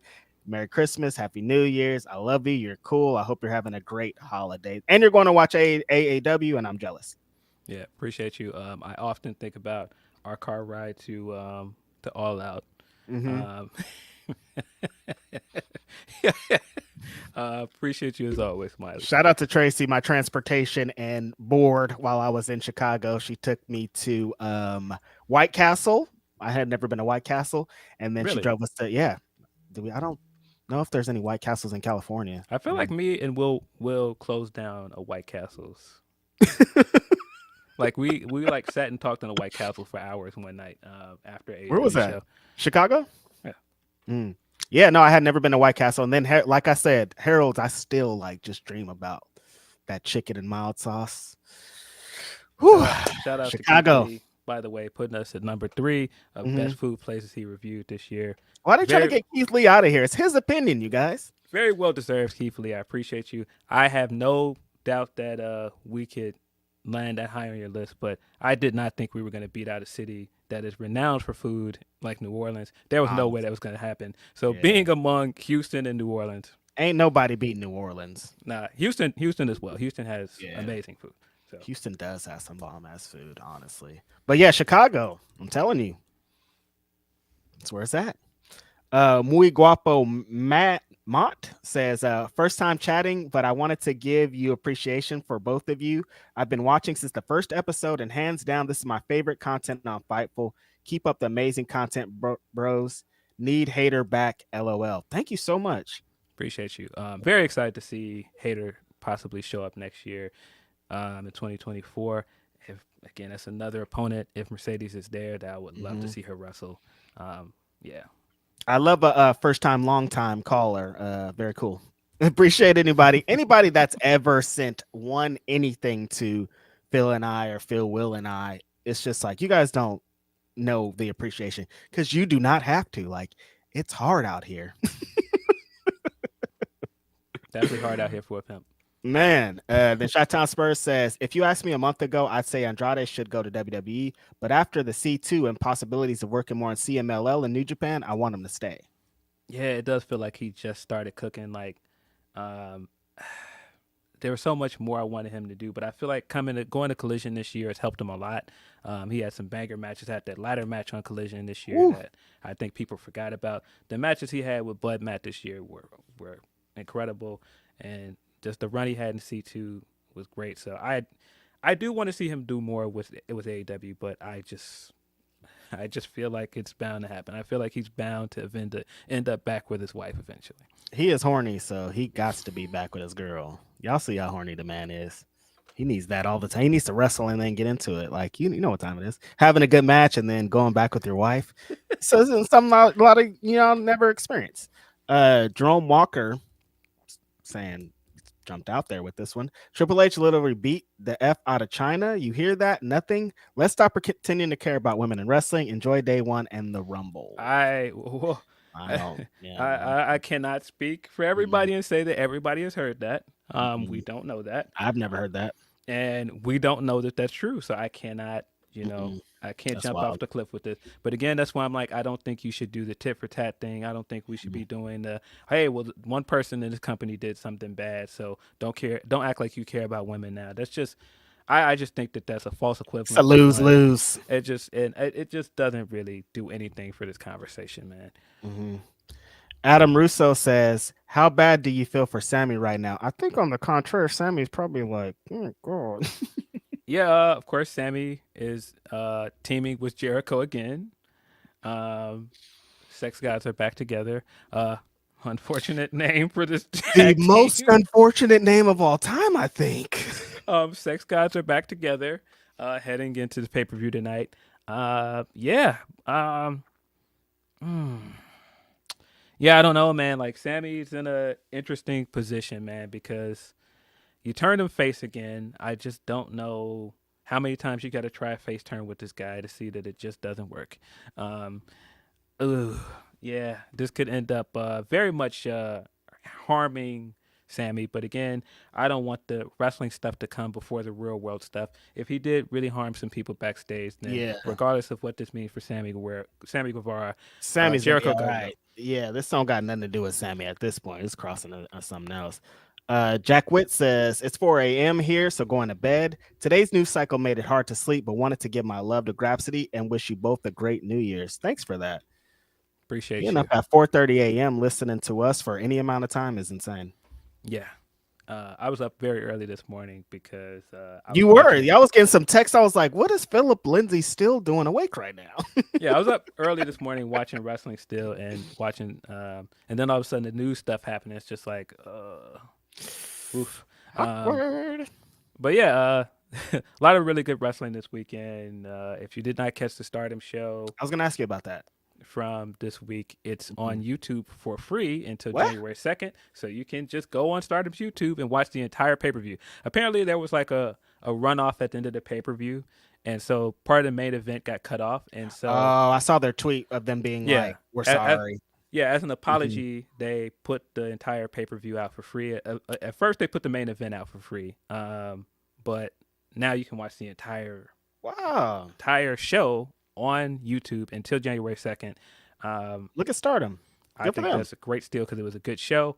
If you don't watch it for anything else, man, Julia versus Megan Bain was fire, man. Go out of your way to watch that match. Really, really good match. Can't wait to see Megan Bain show up stateside again because I feel like she's been incredible in Japan. She's Is had she a ready? I think she's ready. I think Yeah, I think she had a lot of potential coming into AEW she off the did. Indies anyway. You know, she had some feuds over and beyond with Mhm. Willow, and She looked great. She had size. She has the look. She can yeah, work. But I'm sure Japan has made her even better. yeah. I feel like she had a great look and great presentation coming in Mhm. from the Indies, but I feel like now she's like showing people like she can really work. She's And gonna be a she force, dude. She's gonna be world champion. Yeah, she looked really really good in the Julia match. Go out of your way to watch this if you have not. Really good match. Mhm. Then after the match, we got even better news because ROH women's wrestler Trish Adora challenged Julia for the New Japan Strong match. Very much looking forward to that match. Very much looking forward to Mm. Trish having a big year in 2024, hopefully. There are a bunch of other good things. I feel like this is a good jumping on point for people if you don't watch Stardom Free because, show. yeah, it's a free show. We got two new champions. We got it's a nice reset. We got Tam on the show because Tam is injured, of course. She assured the fans that she would be back soon, and they set up some cool things with her. They set up some stuff to look out for. Highly recommend this show if you have time. That's dope. I'm definitely gonna watch it. I was gonna say I'm gonna watch it today, but no, there's no time. There's wrestling going on today that we're gonna get into here soon. Shane Monster says some needed positivity for today. Darius has had the best orange punch sale I ever seen last night. Last night, Action Flight or Reg's nickname, the Light Skin Coalition, hype for 2024. Man, those three guys, man, I love them. they're so fun to watch, man. Yeah. I wasn't as down on them losing on Collision like some people were. No. Um, But man, they're so fun to watch. It feels like you're gonna have to put some belts on them eventually. I was gonna say they do need to be the trios champion soon. I was initially when Dante had got hurt and then Darius and Action started teaming up, I was like, okay, so when Dante comes back, I hope they just get back to the 2-man top flight. But like since they've been cooking, I'm like, no, they should continue to stay at trios and become the trios champions. If you have like that segment of either Dynamite or Collision every week where you know you're going to get this wild 6-man match with these crazy wrestlers, put 3 other wild luchadors or something on the other side, and you're going to be able to get a banger like this every week. Like that's the move right now. No disrespect to the Acclaim, but like I think the next move is the Light Skin Coalition as the 6-man champs. Yeah, you guys strap those fellas up soon. Tyrone Kidd said, let's lighten the mood. OG to the Knicks thoughts. OG? What am I missing? OG to the Knicks. I don't know. But it has been an interesting week of hoops. Chicago Bulls have been continuing to win tough games. We're nearly 500. Excited about that. We also got the news that there was a trade. Sorry, I missed a trade. Yeah, excited for what this could mean for 2024. We also got the news that Lonzo is going to start working out with the team again in January. Hopefully that's a good sign. He says that he's no longer having pain in that knee, so fingers crossed that that's a good sign. If he's not, Kobe White has had a phenomenal year, breakout star this year by far. I mean, this guy's been lighting it up. I don't know. Christmas games weren't like it didn't really blow me away. I mean, it was cool to have hoops on Christmas, but it wasn't nothing really to write home about. The Warriors were ugly. The Lakers were super ugly. I was like, I don't like this. Lakers got beat up on by Boston, which I kind of expected because Brian coming into the game, they asked him, and he was like, "Oh, Christmas game. Oh, I'm thinking about waking up and my daughter opened her present." I'm like, "Oh, he don't care about this. He not care about this game, though." Oh, he at home? Yeah, no, he definitely ain't about to show up. Not worried about this game. We got almost like a Game 7 playoff game between the Pistons and the Boston Celtics. Pistons. What the hell were the Celtics doing? Pistons on their run to try to get a win this year. Every time afterwards, and you see the pictures and the looks on Cade Cunningham's face, I'm just like, oh man, get this kid out of there, man. I just feel like he's dying inside with every loss. Like, bro, I saw the timelines like Pistons. So I turned it on the TV and I'm like, what the hell is going on here? They're in overtime. I'm winning by 19 points. They were winning by 19 points at one point. The Celtics. When that game went to overtime, I was like, there's no way, man. They're not going to lose this game. After that game was over, I was just like, all right. This is crazy. Wow. This is crazy. I was almost like, okay, the Celtics are fixing this for some good ratings or something because I don't know why the hell this is happening. But yeah, still good hoops. Luka's out here having a fantastic season. Joel Embiid is playing incredible. I keep telling people, Anthony Edwards, man, that guy is balling out, man. Yeah. He had a very crazy news cycle a few weeks ago, but playing some really good basketball. Came up off it, right? Playing some really, really good basketball. That kid in Oklahoma City, shout out to one, Jeremy Lambert, who's an OKC Thunder fan. SGA is another one, balling out this season. Got to be in the conversation for all-star ballot at the very least, but it almost feels like he should be in a conversation for MVP at this rate. It's crazy how many great players there are, how many great teams are consistently going at this point. When it comes playoff time, basketball is going to be cooking. It's insane. Deontay Soignier says, I'm more than blessed to always support y'all and be here. Happy 2024 to all good folks. Excited for the show tonight. All love, guys. Thanks, Deontay, as always. Appreciate you. Mr. CJ Lilly also says, we got to remember those who Velvet used this year. Those who Velvet, am I saying that right? I don't know how to read. Use this year, Terry Funk, and the ones that hurt me the most, Bray Wyatt. I still make Fango booking his and Alexa story when she returns, but then remember RIP Bray. Oh yeah. I see what they mean now. Yeah, man. Of course, rest in peace again to the wrestlers we lost this year. Oh, Yeah, we did get It has the been a long year for that too. unfortunate news that Mad Kurt passed away this weekend. Condolences to his family, his loved ones. Very, very funny guy on Twitter, man. So many great, funny moments on Twitter from Mad Kurt. And, man, he was just so young, man. Just sad. Very sad. Rest in peace. The British wrestling scene took a huge hit with that. Everyone is pretty devastated about it, and even it's an even more fortunate situations if you kind of dig into how we all found out and how we weren't supposed to find out at the time we did. So, yeah. Oh, wow. So I had to look up this trade in the midst of this. Didn't mean to cut into our condolences again. Rest in Mhm, peace to Matt Kurt. mhm. This is a crazy trade. New York Knicks acquired OG Anunoby for RJ Barrett and Emmanuel Quickly. Oh, Wow, those are two pretty big building blocks for the Knicks because those are two of their younger players. RJ Barrett, really? Yeah, I like Wow. RJ Barrett. Yeah, he could I ball. think that's a really good pickup for the Raptors. I don't know Mm. what that means, Knicks fans. I'm sorry. It makes it feel like it makes me feel like New York is heading into a rebuild. Because I don't know how that Again? trade makes you better. Um, they lost a lot in this trade. I feel like Raptors, they're headed into a rebuild every single year at this point. yeah. That could be a potentially very good trade for the Raptors because now you've got a pretty good front court. Yeah. I mean, I don't know, but yeah. Raptors Sorry, Nick came up. fans. Sorry. Our homie Eloquent says, glad they added Stat and Willow to the World's End card. Yeah, we've got Yeah, that's three gonna bang. women's matches on this card tonight. Very excited Yeah. about that. That's going to be fire if they get some time. Mr. CJ Lilly also says, and on the flip side, all the wrestling babies that we got this year at mostly at once with Carmella, Alexa, Ty, Mello, Billy Kay, Gunther, and now Cassie Lee announcing her second Circle of Love. Yeah, wrestlers are out there going for it, having them kids. It's going to be the 20th generation of wrestlers are going to be insane. Yeah, yeah.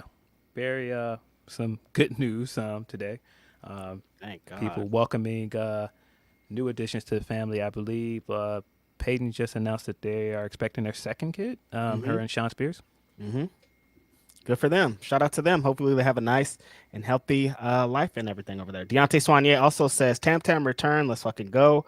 Of course, I'm going to talk about it, and I can't wait for her to be back. One of the best and my best. Tam Tam, fast recovery, please. Yeah, can't wait to see Tam come back. She was having a great year. Nitro Dust says, since Kylie's liking tweets, probably no NDA. This would be a violation. And China said in an interview, Triple H abused her. He issued a denial. Okay, yeah, I do remember that now that I think about it. Yeah, but also, she'd also said some other things as well. Everybody I don't was really want to talking crazy. Yeah, I don't want to relitigate a lot of China stuff because she's not here Rest to in defend peace. herself, and Yeah. she's not really here to express what really happened. So I don't really feel comfortable jumping into that. But again, I just don't think we should do the tit for tat regardless. Anime Otaku 2 says Megan versus Jamie Hayter would be a fun big women match. Wonder if she'll if she'll be someone's enforcer or her own in AEW.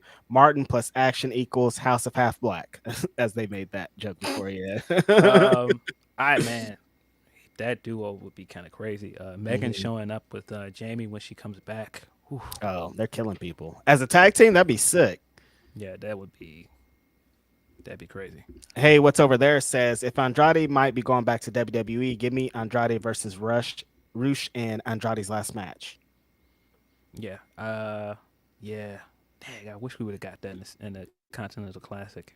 But they were in different leagues, so yeah. Damn. Our homie Lorenzo sends a chat, but there's nothing on. Oh, he sent another one here. Van Twinblade also says, saw a meme on Discord of some basketball player that is 600 for 600 in his 1,200 game career. What is up with that? I have not seen that. That's insane. Then our homie Lorenzo here is the chat says, appreciate y'all boys for the work and coverage all these years, keeping us good brothers informed. Hoping to work with y'all in 2024, and please be in the city for Mania week. Yes, my brother. We definitely would like to have you on for an episode of Grapsody, and I think we're both going to be in Philly. Yeah. at this moment, plans are to be in Philadelphia. Mm-hmm. Yeah, I will have concrete plans closer to April, but Right. definitely will be there. Uh, definitely hoping to be in Philadelphia for WrestleMania. Yeah, we got to be at Wally Mania, man. It's just a yearly thing at this point. We see all the homies, we kicking it, we having a great time. Yeah, hopefully another Super Card of Honor. Yeah, I gotta get because I didn't go last year in LA. If Tokyo Joshi Pro is here again with Oh Collective, I yeah, have to go. it's because I they always missed it have the this year. show at like noon, and it's like we're always Yeah. somewhere weird. Speaking of Wally Mania, Amelia is really funny. Did you saw that Killer Kelly tweet?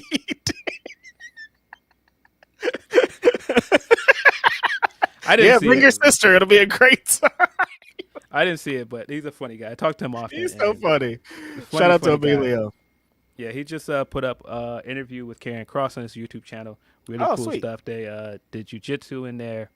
Really cool. Oh, that's dope. Yeah, I funny, like funny, that funny guy. new content that he's doing. He did that the yoga with Big E. Mm-hmm. Yeah, really dope stuff. That's all of our super chats now. We had a lot of them. Y'all are cool. Yeah, appreciate you, Lorenzo. Mhm. I guess I'm sure we're gonna have a ton of humper chats now too. Tony P. Tony P. Of course, and of course, it's Tommy. taking a minute to load now. I Whew. think some of What a them day. got cut off. Great. That means I am sliding over to the other screen. Mm. Bear with me, guys. Sorry. Sliding.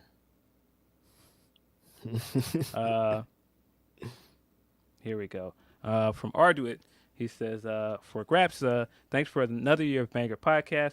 I always look forward to Saturdays with y'all around, hoping for a Fightful Patreon Discord in 2024. The online discourse for media illiterate people has gotten old. Blessings to y'all in the new year. Appreciate you.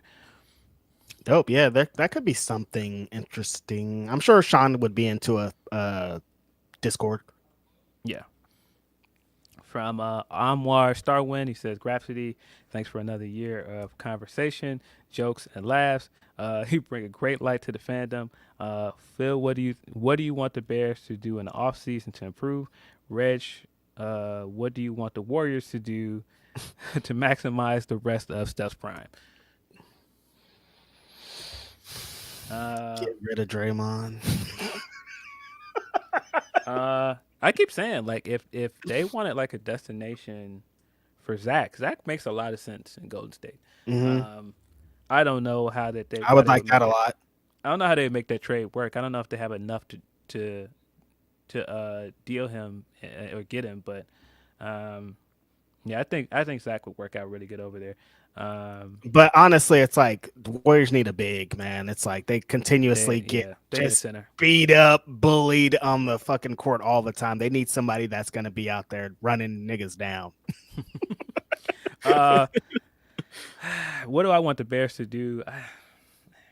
I've kind of given up hope with the Bears. But, I have long conversations about the Bears with my dad. I don't want them to draft another quarterback. I think that would be a mistake. They keep thinking that's the reason. It's not. I think it's more than that. I don't think they should draft another quarterback. I think that they should, work on offensive line, and just maybe bring in another receiver. But because the defense has been playing decent for the second half of the season, I just think it's too soon to try and draft another quarterback. And I don't think there's anybody in the draft that's really going to change the trajectory of the team that much. I know that there's the Caleb Williams hype, but I don't think they should draft him.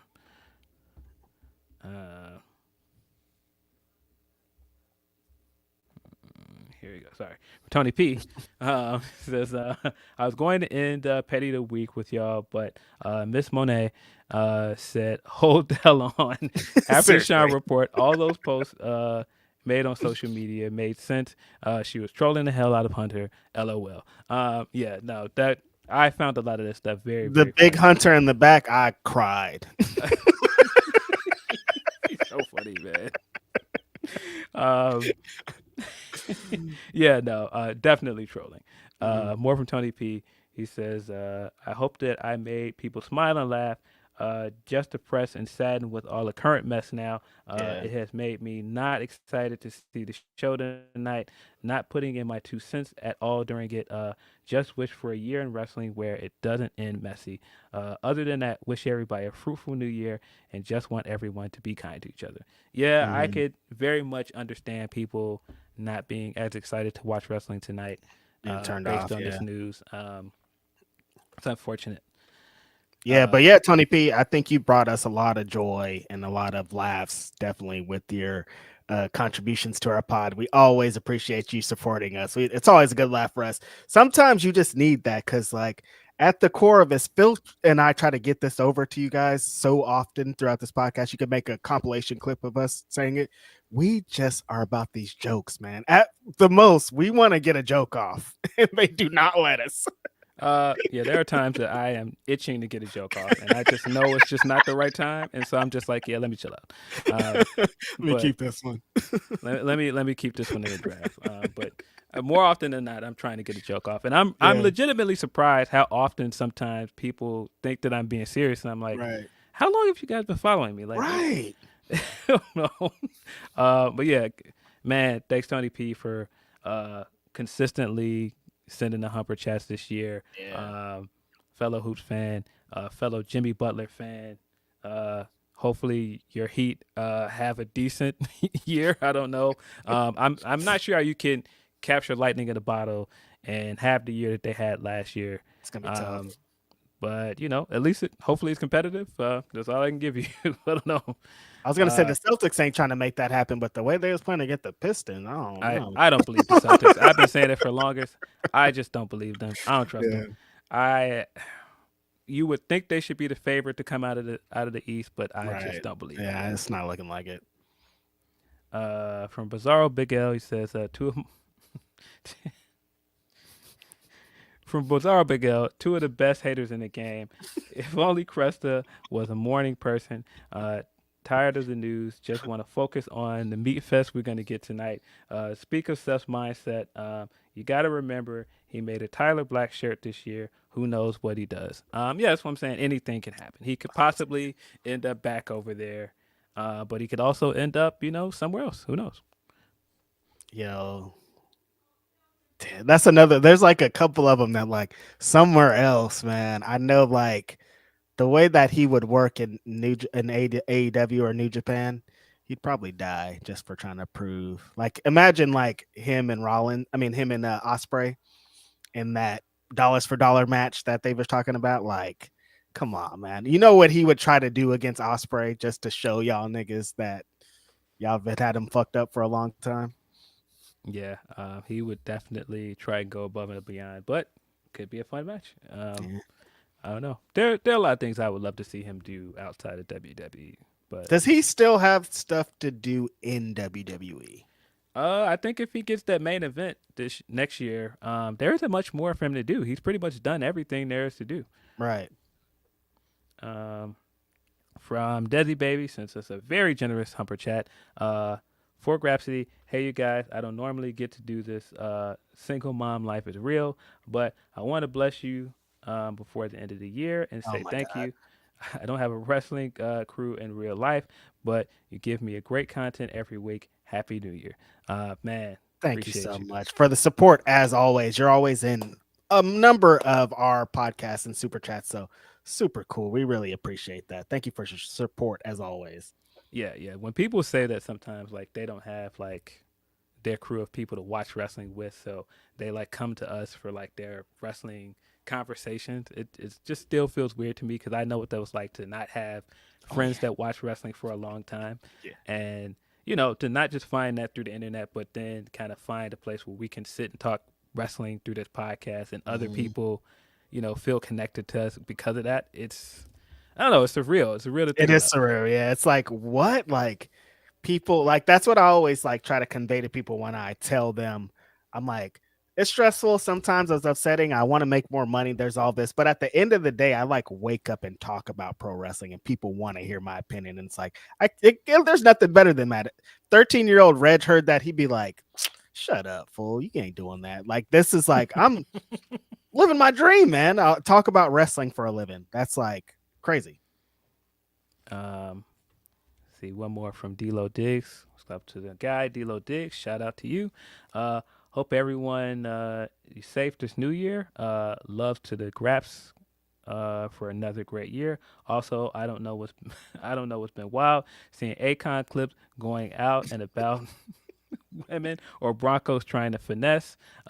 Also, Grizzle Young Vets versus ABC in my veins. TNA is back, baby. That is right. We did get that announcement that Grizzle Young veterans will be showing up in TNA next year to wrestle ABC. Very much excited for that tag match. Crazy. Very much excited to see more of Grizzle Young Vets next year as a tag team. Big fan of theirs. What's up, Tony Khan? Yeah, send that check, big dog. The Broncos news is very funny. Man, Russ. It's funny Russ. seeing how it's so funny to see how upbeat Russ is throughout everything. He is literally that dog in a room with the flames around him. Like, nope, everything's fine. Yeah, no, I listened to his little mic'd up that they had of like that last game, and he's like, you wouldn't know that they're about to do that because he's just like excited, like, yeah, let's get out there, get up. You want to catch? Oh, great catch! I'm like, your life is on the line, and you're still the happiest guy I've ever heard in my life. This is crazy. Yeah. Russ don't care. He got Sierra at home. He's living his life, dude. This is all. That's a cherry on top. Y'all are lucky to have him. Yeah, very, very, very wild to watch him talk about football, and wild to watch him on the sideline and just how upbeat he is, and just like Broncos are having a terrible, terrible season. He's just like completely upbeat. You wouldn't know it.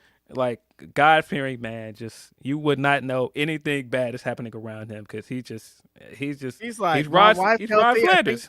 I think she's just having another baby too or something. Also, he's like, I got healthy kids, I got a healthy wife. This is just an extra hobby, you guys. Like, I don't care about this. And he's still getting the bag, right? Yeah. Put me on the bench. All right, I don't care. He's won championships. He's good. I think I'll be okay. No, not so fun for our friend that is a Denver Broncos fan, but it's a tough one. I mean, he got the basketball. You can't have everything. Yeah, listen, man. Sometimes it be like that, man. You can't always get both, man. You got your first championship as a Denver Nuggets fan. Yeah. The drawback is that you have to watch some terrible Denver Broncos football. You see what happened with the Bears. The Bears were the best in 1985, and then Jordan came, and they were like, "Oh yeah, we don't know how to play football anymore." I hate when I talk to people from cities where their team has never won a championship. And he's like, "Man, your team was one of the best." I wasn't here to see that championship, bro. What about 1985? I was not here to see that championship, man. In my entire 30+ years on this planet Earth, I have never seen this team win a Super Bowl. And I'm starting to think it's never going to happen for me, man. I'm just starting to feel like I'm never going to get the joy of watching this team win a Super Bowl. I got to see the Sox win. I got to see Blackhawks win. I, of course, got to see the Bulls win. I don't think it's going to happen for me with the Bears, man. I'm just starting to give up hope. I mean, that's a pretty good list of wins you got to see, though. So Bears just don't want to do it. So they don't want you to be cold out there at Soldier Field. It's fine. It's okay. It's I've been to fun Bears games. I've had good moments as a Bears fan, but never championship, man. No, never championship. It's asking too much. Yeah, no. But don't y'all got a WNBA title too, man? Get out of here. I'm tired of y'all. Chicago Sky, man. Yeah, Shout out leave me to alone. Candace Parker, man. Candace is a fucking monster. Holy shit. We're gonna get into some year in review stuff. Oh, sweet. First, let's get a word from our sponsor. What's up, you guys? Sean Rossap, Fightful, here to tell you about BetOnline AG.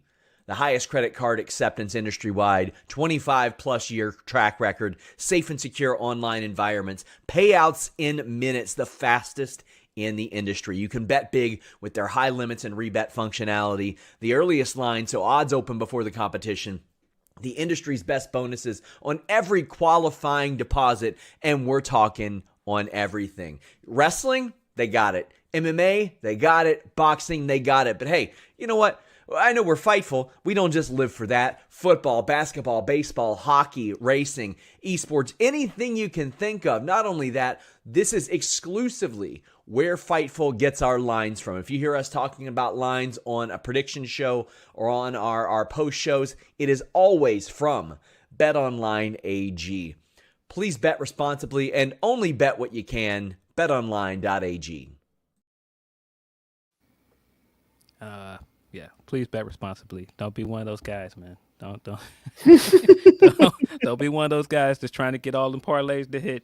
No, you don't have the money to cover this, bro. Like, I'm just saying, be careful out you here. spent all your Christmas money on parlays, big dog. You can't. Yeah, be careful. Shane Monster, I did not know that you were a Packers fan. That fills me with dread. If we get into how upset I was that the Bears basically let these guys into the NFC championship and then proceeded to lose to them, and then they went on to win a Super Bowl that year. One of the worst years ever for me as a Bears fan. Just totally disgusted with their team this year. Just completely disgusted. Shame. It's a shame. Could be worse. I suppose it could be, but yeah. Like another city could steal your football team. Also true. Vegas just got it out for Oakland. I don't know what it is. They man. do. I don't know what the beef is. But they do not like us over here. Yeah, nah, but yeah, it's to the grave with me and the Packers. Hate them. Yeah, hate that team. Never gonna change. All right, we getting into year-end stuff. Let's get into it. Just want to get into some wrestling stuff, but of course, me and my friend constantly talk about hip hop on this show. Yes. What was your favorite album this year? I said it 20 times on this podcast. Earl Sweatshirt and the Alchemist. Come on, man. I still play that album every single day. There's like a middle run. It's like 27 braids to pretty much to the end that I play that little segment of music so often. It's crazy.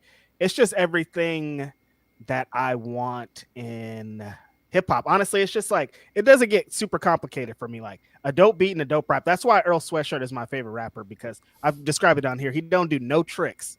It's like, give me the beat and I'm gonna spit and it's gonna be great. Like it's just gonna be really great rapping, and there's nothing, no bells and whistles around it. It's just dope. And then Alchemist has been on fire. Legit was between this Alchemist record and the Larry June Alchemist record. It's like Alchemist had such a crazy year that I can't do anything besides that. But Earl and Alchemist together, best album of the year for me. Oh, your sound went out. It's low. It's buzzing.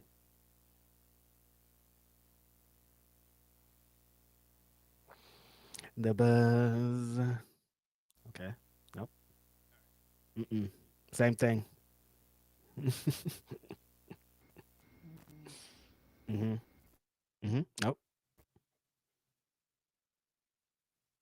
Nothing. Nope. All right. Can you hear me?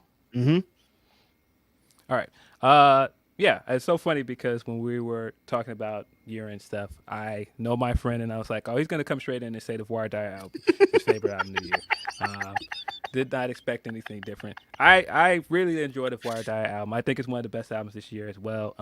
I think kind of later this year, I think it came out in September, the Nick Grant album, if you have not heard it, Sunday Dinner, very good album. Probably my favorite album of the year. Very, very, very good album, man. Like, Nick Grant is going to bring the bars. He's going to get into lyrical miracle stuff. He's got some great production on there. If you have not checked it out, Nick Grant Sunday Dinner, great album. Also was a big fan of the Janelle Monáe album that came out this year, Age of Pleasure, really good album. Wasn't a Drake hater this year. I think that album was fine, but the second half that he dropped, the Scary Hours 3, really, really good as well. And I will echo what you said with the Larry June album as well. Really good album. Yeah, some good. People were like, hip hop is dead, blah, blah, blah. I'm like, no, it's not, man. A lot of good music came out. Like, Drake put out a good record this year. Like, what do you want from us? What more can we do? I very much agree with Benny the Butcher, by the way. This was J. Cole's year. Did not drop an album, but every time he got on anybody's song, it was impactful. Killer run. Killer run of features this year. Insane. Man. The one that he spits on the Lil Yachty record, I'm like, how do you? Wow. What? Since when? I haven't heard the Nicki one yet. Have you heard the Nicki album yet? I still haven't listened to it in entirety. I keep hearing the Everybody record now, which that Everybody flip is funny to me. Just the fact that she went with that sample is funny, but that fits what Nicki has done. It does feel like she's kind of getting back to what her fan base loves about her music. This feels like kind of a return to form for her. I haven't listened to it yet. I can't say I'm like the biggest Nicki fan either, though. Right. Same here. I keep hearing the same thing. Ace Man, Killer Mike album. I keep seeing a lot of people say that's their album of the year. I honestly just don't like how he raps. If I'm keeping it 1,000, yeah. it's just a preference. Yeah, the Lloyd Banks album is another one. Appreciate you, Swag 619. DNA, when he was here, he was singing the praises of Lloyd Banks as well. album. That's another one. I didn't get a chance to listen to the Conway and West Side album that they put out that you can buy the physical copy, but I am going to check that one out too. Yeah, that one's pretty hard. I listened to that yesterday. Yeah, I'm like, is there anything else? No, most of my playlist is just old stuff. Yeah, bro, they put De La on all of the DSPs. I know what you're doing. Yeah, come on, man. I played Stakes and Size so many times. Yeah, I know what time it is. I'm sure Denise is like trying to convert you as well into like Swifty Town. No, can't happen. Not happening? Mm-mm. Nah. Nope. How long have you been doing this show with her before you realized that the title of her podcast is a Taylor Swift reference? I found out pretty soon into it, and I was like, I should not be a part of a podcast that's named after Taylor Swift. But we were already deep into it. We can't change it at that point, so I'm fine with it. Let's get into the actual wrestling stuff this year. Yes.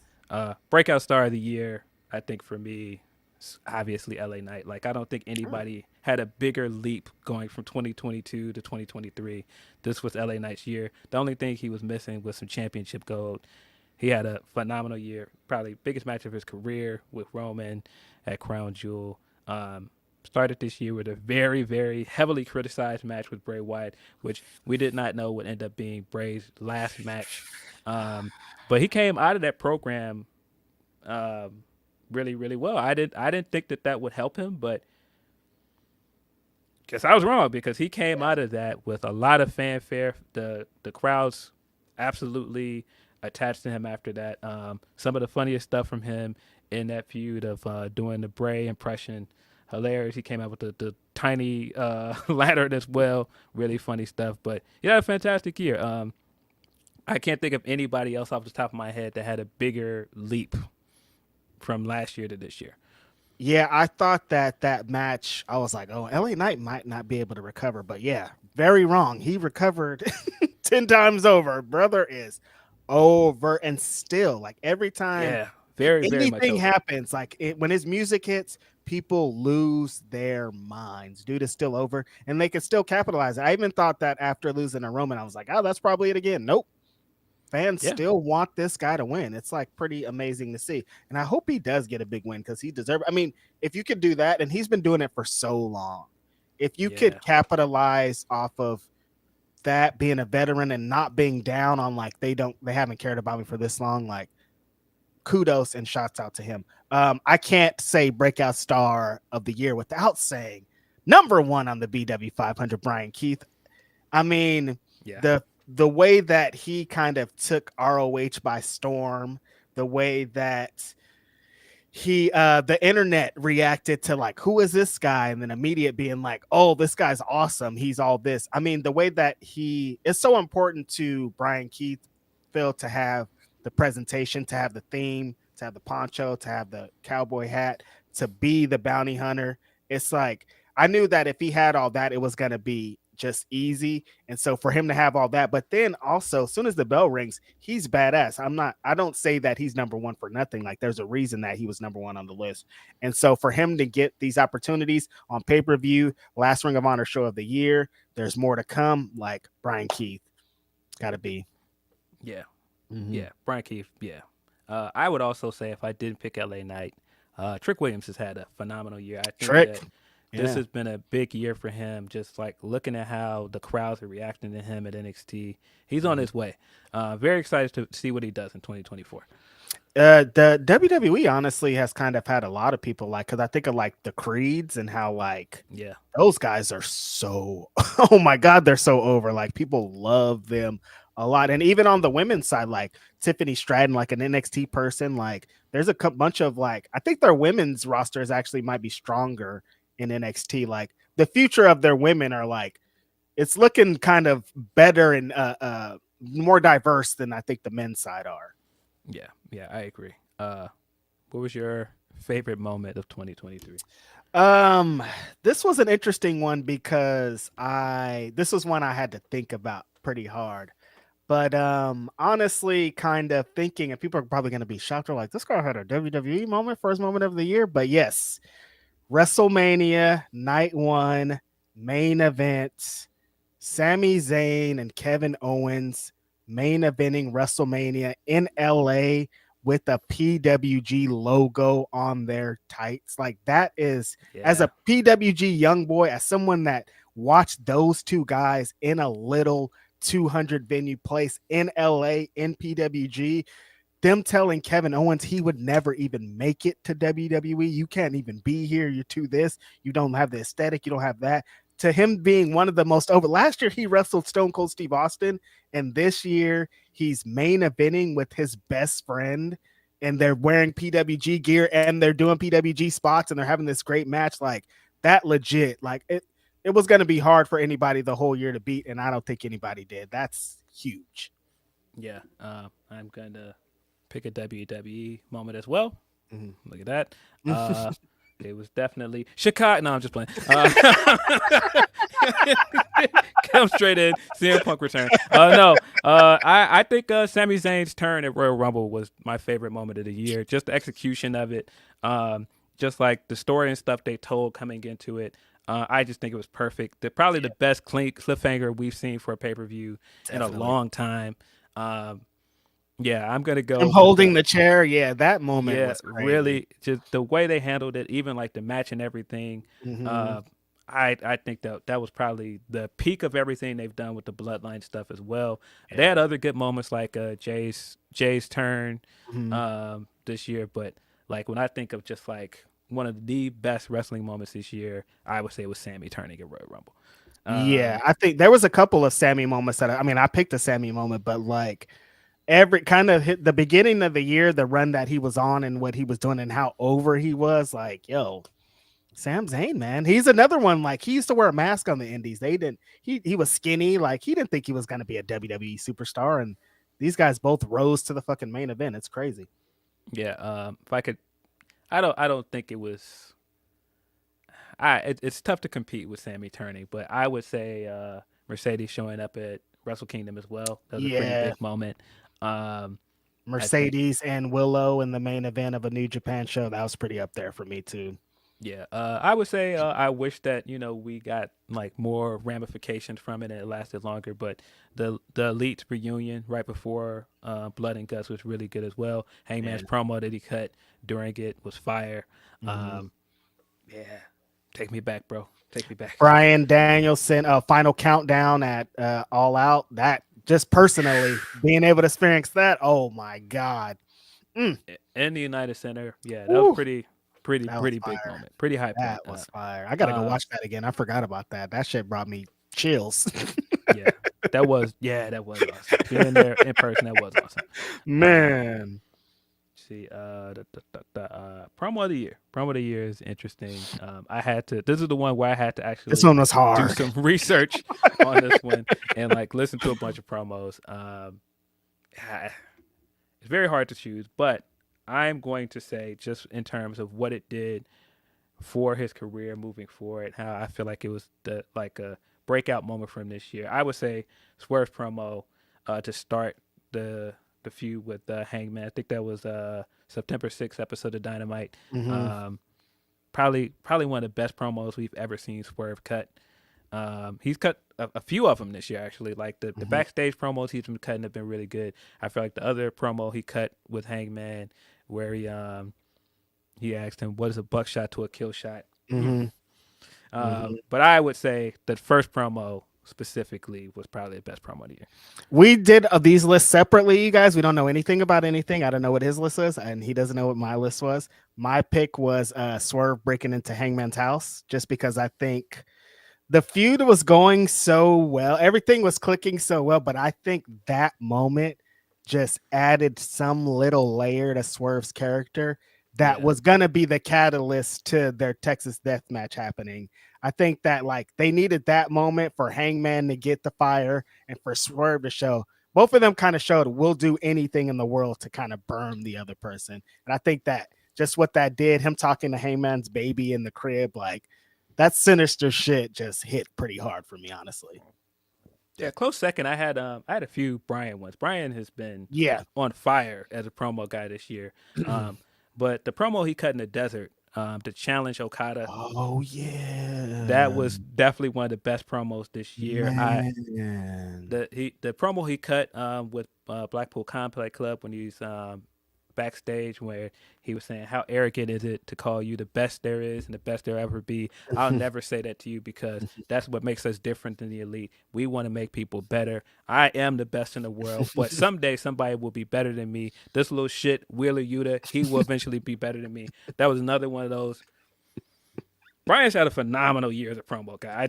I cannot say this enough. He's had a phenomenal year. That's so crazy that you say that, because I existed in a time when they didn't want Bryan Danielson to talk. Like, I used to watch this guy 20 years ago, and they were like, he's not a promo guy, but he has been for a really long time. Like, he has, anytime it's time to be passionate, anytime it's really time to burn it down, he's going to do it. The promos leading into the Iron Man match and him just like showing that he'll do anything in the world to beat this guy. Like, Brian quietly had one of the best promo years he's had ever, honestly. Yeah, I would agree. I feel like this is probably his best year as a talker. It's crazy.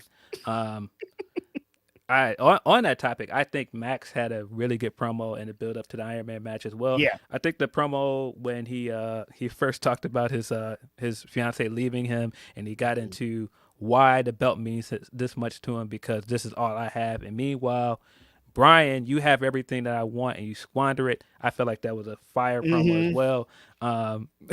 Very chaotic promo. I think people are probably divisive on it, but I feel like that was one of Max's best promos this year. I'm trying to think of any other ones off the top of my head. I rewatched some of the Cody ones from WrestleMania. Cody was getting his shit off in the lead up to WrestleMania. Definitely. He's got a really good one. There's a really good Becky Lynch one, like right after WrestleMania season, going into Night of Champions with Trish.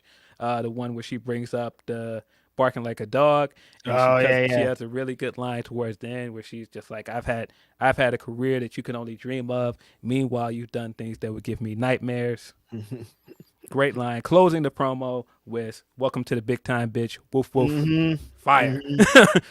Yeah, Becky was lighting them up. Becky is not for nothing one of the best talkers that they have in the whole company too. So that's one of these, like, that's why the what she gonna do signing thing is so interesting, because like she checks all the boxes. So I'm sure they're gonna be like, you can't go anywhere. Here's $5 gazillion.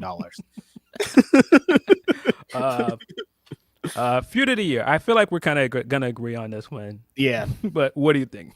Yeah, you know what time it is. Swerve and Hangman is the feud of the year, I think, for me, just because I think what it did for both guys at the time was perfect. Hangman was coming off of doing this list. I was looking back on kind of what the Elite did. The list I did with Denise too, thinking back about the Blood and Guts match and like how nothing came out of that. It's kind of crazy to like, you know what I mean? When you really break it down of like, what was that? Like Ibushi, like everything, Takeshita's like, it's so unfortunate because it like you said, it was the Elite reunion. It was all these things kind of attached to it. So coming out of that, Hangman was in this, like, the Young Bucks are over here doing this thing. Kenny was over here with Jericho or whatever he was doing. And Hangman was just kind of in a gray space, not anywhere. And I think he needed this feud just as much as Swerve did, because Swerve came in of like, I'm the guy next up, but I haven't had the opportunity to beat one of the top guys. And so like, it was just the combustible element with the both of them together, and the two matches and what came out of it. I think like you can't, for a feud that two guys needed to really get over at the point, I think this was it. Yeah. I really enjoyed the Blackpool Combat Club feud with the Elite going in. I thought they had a lot of really good stuff going in. We got that great mock steel cage match with Omega. But I agree that it just didn't really lead to anything for either crazy. of those guys. It just feels like What happened? it's a thing that just happened, and we've just completely moved on from it. How do you move on from Ibushi coming in? You know what I Yeah, mean? Like what? like the leader not together anymore. Like they just got back together this year, and they're not together anymore. It just all this stuff happened so fast. But yeah, I agree. It's got to be Hangman versus Swerve for feud of the year. I don't think anything else really came close. I think that was far and away the best feud in terms of not just the segments, the promos, what it did for Swerve as a up and coming main eventer, presenting him as somebody that can hold his own in ring, but also can cut fire promos, can carry segments on his own. And I feel like it brought Hangman back into a place where we're more interested in him as a singles wrestler again. Exactly. And both of the matches were incredible. Of course, Texas Death Match, one of the best matches this year. Crazy. I feel like that's shoot of the year. The only thing that I think is possibly close is probably Omega Ospreay, but I still feel like Hangman Swerve is just a little bit better in terms of the just story because they stuff. have more meat on the bones. That's it. Like I feel if Yeah. Ospreay and Omega got more time to cook, they would have. But like they just got more time with Hangman and Swerve. Yeah, I feel like the story is better with Hangman and Swerve either. I also like that we're going to go back to it at some point next year Right. because we kind of have to. Yeah. I don't see this ending anytime It soon. wasn't over after the Texas Death Match for sure. Yeah, and I love all the stuff they've done with Hangman since the match, like the match they had on Dynamite where all the people with the Swerve signs in the stadium, and he just was looking at it, and it just there's so much more they can do with this feud. Very excited to see what they do going forward.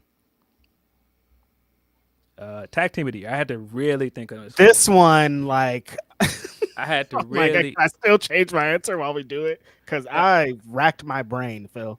Yeah, I had to really think about it. But I think it's Sammy and KO. I think in terms of like being one of the first tag teams ever to main event WrestleMania, getting that big win there. They were having some great matches on Raw, main eventing Raw. Just what this year meant for both of those two guys. I feel like it kind of has to be them. Yeah. I was close to saying FDR because FDR did have a very good year as well. Those first few weeks of Collision, they were kind of carrying that show on their back, having great matches.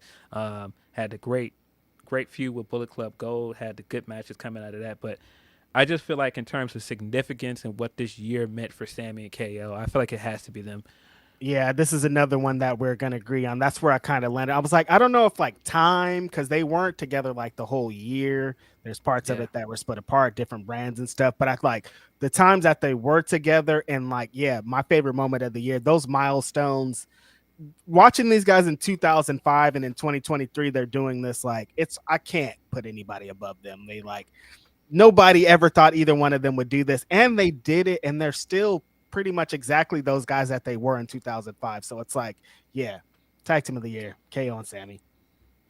Yeah. I've seen people in our chat saying ABC. ABC also had a pretty good year. ABC was my number 2. Yeah, Aussie Open's another one, had a pretty good year. They've had some solid matches this year, but unfortunately, injuries kind of stopped them from being my pick. Because they did have good matches, but it just kept being stop-start. I think if they didn't have the injuries, I mean, and really when you think about it, somebody that could have been in the conversation for breakout star as well is Fletcher. Fletcher's had a fantastic year, winning the television title this year. Just how he's emerged as a singles wrestler. He could absolutely be in the conversation for breakout star of the year. An honorable mention for my tag team of the year was Commander and Vikingo too, just because anytime, like, I get excited when they announce the match. Like, it don't even have to be the match. They just show the graphic of Commander and Vikingo versus somebody, and I'm like, here we go. You know what I mean? So, and then the match is always bonkers. It was really close to me putting them on just because of the way they make me feel as a wrestling fan. Like, that's hard to, when you've been watching wrestling for so long, Phil, like that feeling is hard to just come by. So they give me that feeling. Yeah. Aceman, ABC is Chris Bay and Ace Austin. Let's see. MK Ultra is another one. Had a great year. Oh yeah, really they good were tag almost on team. the list too, just they because were of what everywhere. they do. Everywhere, have people thirsting of them on timeline, of course, having the fire matches. Yeah, MK Ultra. I just like anybody that they add prestige to the championships. Like, yeah, they're doing a lot of extracurriculars, but at the core of it, they're just fucking bringing these championships up to the prominence that they should be. Like, you shouldn't be able to beat Masha or Killer Kelly. They're awesome. They're gonna kick your ass. Yep. I think this is, well, I'll say this first. Male Wrestler of the Year, because I think we're going to agree on Women's Wrestler of the Year. Male Wrestler of the Year. Who did you have? My Male Wrestler of the Year, we already talked about it. There's no way in the world that I could not give this award to the man from Aberdeen, Washington, Bryan Danielson. Listen, this guy's resume is insane. He wrestled Okada this year. I could just say that and be like, all right, we're done here. He wrestled Okada, a dream match that people have had for multi years. He wrestled another dream match against Zack Sabre Jr. that hella people had on their list. You can go through just the Continental. You could be like, just the Continental Classic. Just talk about that. He's the Wrestler of the Year. No, he's wrestled Bandito. He's wrestled Takeshita. Like, he's done so many amazing matches that it's hard to deny the thing that he brings to this. The Eddie Kingston match in the Continental Classic, I think, shows how important of a wrestler Bryan Danielson is. Nobody can elicit emotion like this guy can in a match. Like, it's crazy that they got this guy. He's still like, he's on his like he's about to be done. He's close to retirement, but he's still like better than everybody, like by far. And he does it so effortlessly, and all the matches are different. And I hate him sometimes because he does sales that drive me crazy, and I really think they're real. I just think, and the promos added in, everything, all of that, knowing that he was out for a few months and he's been wrestling with a broken orbital bone. Like, come on, man. Bryan Danielson, the greatest professional wrestler of our generation. And I don't have to just say that anymore. He still showing it after all these years, 2023, and he's still the best in the world. Is like, how, dude? That's crazy. He was gone. They told him he couldn't wrestle again, and he's back, and he's the best wrestler of the year. It's crazy. Yeah, he's had a phenomenal match. I mean, like, those matches leading up to the Iron Man match where he's just having great matches every week. Like you the said, Roosh match, oh my God. Come on, bro. That shit was crazy. Like you said, wrestling, Okada, the MJF match at Revolution, the Zack Sabre Jr. match that was just crazy. He's had so many really good matches this year. Totally understand your pick, but I feel like it's Will Ospreay. In terms of like what he's done, not just in New Japan, had a great run with that company, had a great run in the G1, gave Kenta one of the best matches I've seen Kenta have in years, had the great match with Naito, and then it's gone to Impact and had fire matches, has gone to all these other companies, Rev Pro, indie wrestlers, going to AEW, had the Kenny match, had the Jericho match at All In. I feel like it's Will Ospreay, man. Will Ospreay has been amazing this year. I don't know if anybody's had the year that this guy's had resume wise. Like, there's some that are like hard to argue, and I think Will Ospreay is that. Will Ospreay is a creator wrestler, and everything is up to 100. Like, that's like he is what in 1999, when I used to dream about what wrestling would become and what I wanted it to be, Will Ospreay is doing exactly that. Like, the way he works, he still does high flying. His strikes are insane, but the storytelling he does in every match, he makes every story different with every opponent. He adds in different elements to all of his matches. Like, both of the Kenny Omega matches, the Mike Bailey match that he had, like, dude, how do you do 5 7-star matches with different wrestlers and they're all different matches? It's like Ospreay was definitely like, it's like, if I would have said Ospreay, it wouldn't have been, that big of a difference, just because the things that he's done this year are incredible. And he signed AEW now, so we get to see. We didn't even get the him and Bryan match this year. That's coming soon, I hope. Hopefully so. I'm trying to think other people. Like, of course, Gunther's had a great year as Intercontinental Gunther's up there. Big milestone, breaking Honky Tonk Man's record. And he's had a bunch of great television matches. Had a feud with Gable, of course. Best wrestler in WWE by far, I'd say. Yeah, has the Miz match that impressed some folks. Mm-hmm. But he's had a phenomenal year. I would say also in terms of matches, in terms of like big moments, MJF's got to be in the conversation. Oh, as yeah. well. He's had some incredible matches this year, incredible pay-per-view matches. I was a big fan of the Pillars match. I feel like that was one of my favorite matches on that card. Of course, like we said, the Iron Man match, one of the best Iron Man matches insane. I've ever seen. Yeah. The Omega match this year was also really, really Collision good. match, that was fire. Yeah, he's got to be in the conversation, I feel like. Max is definitely in the conversation. I think this wasn't as a strong a promo year as he's had, but I think that he's made up for it with the work in ring. And the stories have sometimes been like, oh, all right, but like I think that the in ring work has like made up for it. Yeah, great year. The Iron Man match I still think about. Like I watched an hour Bryan Danielson match, and Max kept up with them the whole fucking time. Like, yo, that shit was heat. Yeah, for sure. I've seen somebody in the chat said Dragunov's another one. Had a great year. Yep, definitely. Orange Cassidy is another one. He can't be Dragunov can't be considered breakout star, right? I wouldn't say so. Yeah, it's a little too many years in the game at this point. I think. I mean, in terms of like to like a larger to the audience, masses, maybe. Yeah. But like if you're an indie wrestling fan, like you know, I mean, even if you watched NXT UK and some stuff before that, yeah. But maybe to like a broader audience that only watches WWE, right? Maybe. But even like that audience, not everybody in the audience watches NXT. So, yeah, I don't know. Broke out yet. Yeah, it's a fine line over there. Yeah, but he did have a really, really good year. Great year. Women's Wrestler of the Year. And why is Athena? Time yeah, I'm like, well, let me give my reasons why Athena is the Wrestler of the Year while you give yours. As someone who reviews Ring of Honor on a weekly basis, she carried that show for the entire year. She had the best story on the entire program. She had when it was time to go, she main evented with Willow. That was crazy. She got Billy Starks to prominence. While I think improving as a wrestler also, like she was great coming into this, but like now her veteran instincts, the way that she works a match, her spacing, her timing, everything, her presentation, her character, her gear, another level.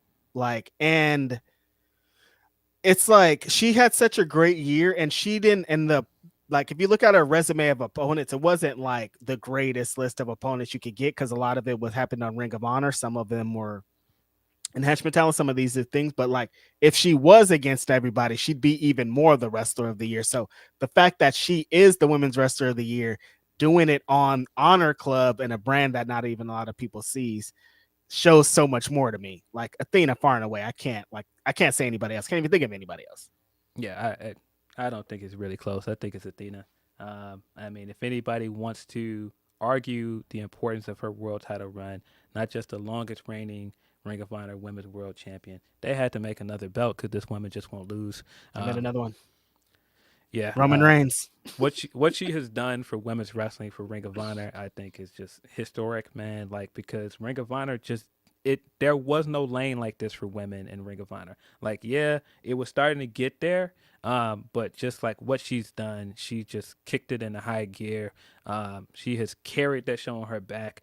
The way I feel like the first year of Ring of Honor, that was really FDR and the Briscoes being like the signature feud for the entire year. I feel like Athena versus Willow did that this year, and then she turned around and gave us even bigger story with the Billy stuff, like main eventing 2 Ring of Honor pay-per-views this year as a woman. Just historic stuff. I don't think it's particularly close. The only person I could think of that I would say there's an argument for Tam as well. Tam was the first woman since I think 2017 to hold the World and Wonder of Stardom Championship consecutively.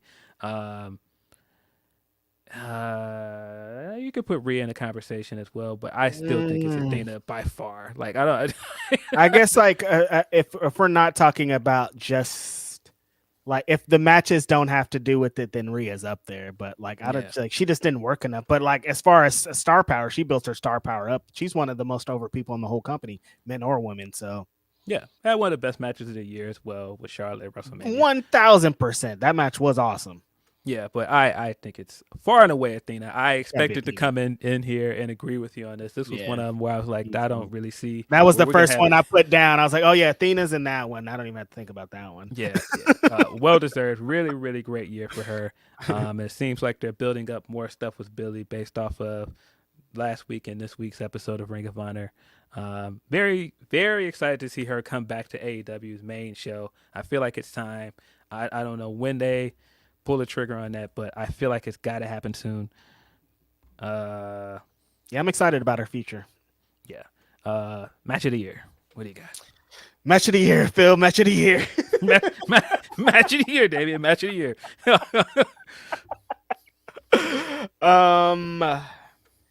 This one was tough. I thought of maybe taking on the task that I did for the list with Denise of like, maybe I'll just pick a match of a show that I was at, make it a little easier, but I couldn't, man.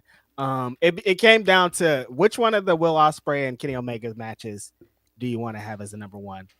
I picked the Forbidden Door match because legit for one spot. It's been bastardized since it happened, but that one winged angel kick out, like the way that the feeling that I had on that kick out and at that moment in my room watching it on my TV, like I want to bottle it up and just drink it anytime that I want. The feeling that gave me, two of the best wrestlers in the world face to face in this rematch, blood feud. They're killing each other. They're doing all the craziest spots. Some of the spots I'm like, you guys relax, please. We don't need it this much entertainment. But like just the culmination of all that, Kenny Omega, Will Ospreay, Forbidden Door. I think it was just the perfect climate of wrestling. Like you can't get a better moment than that. They're in Canada. Like it's like, this is it. This is perfect.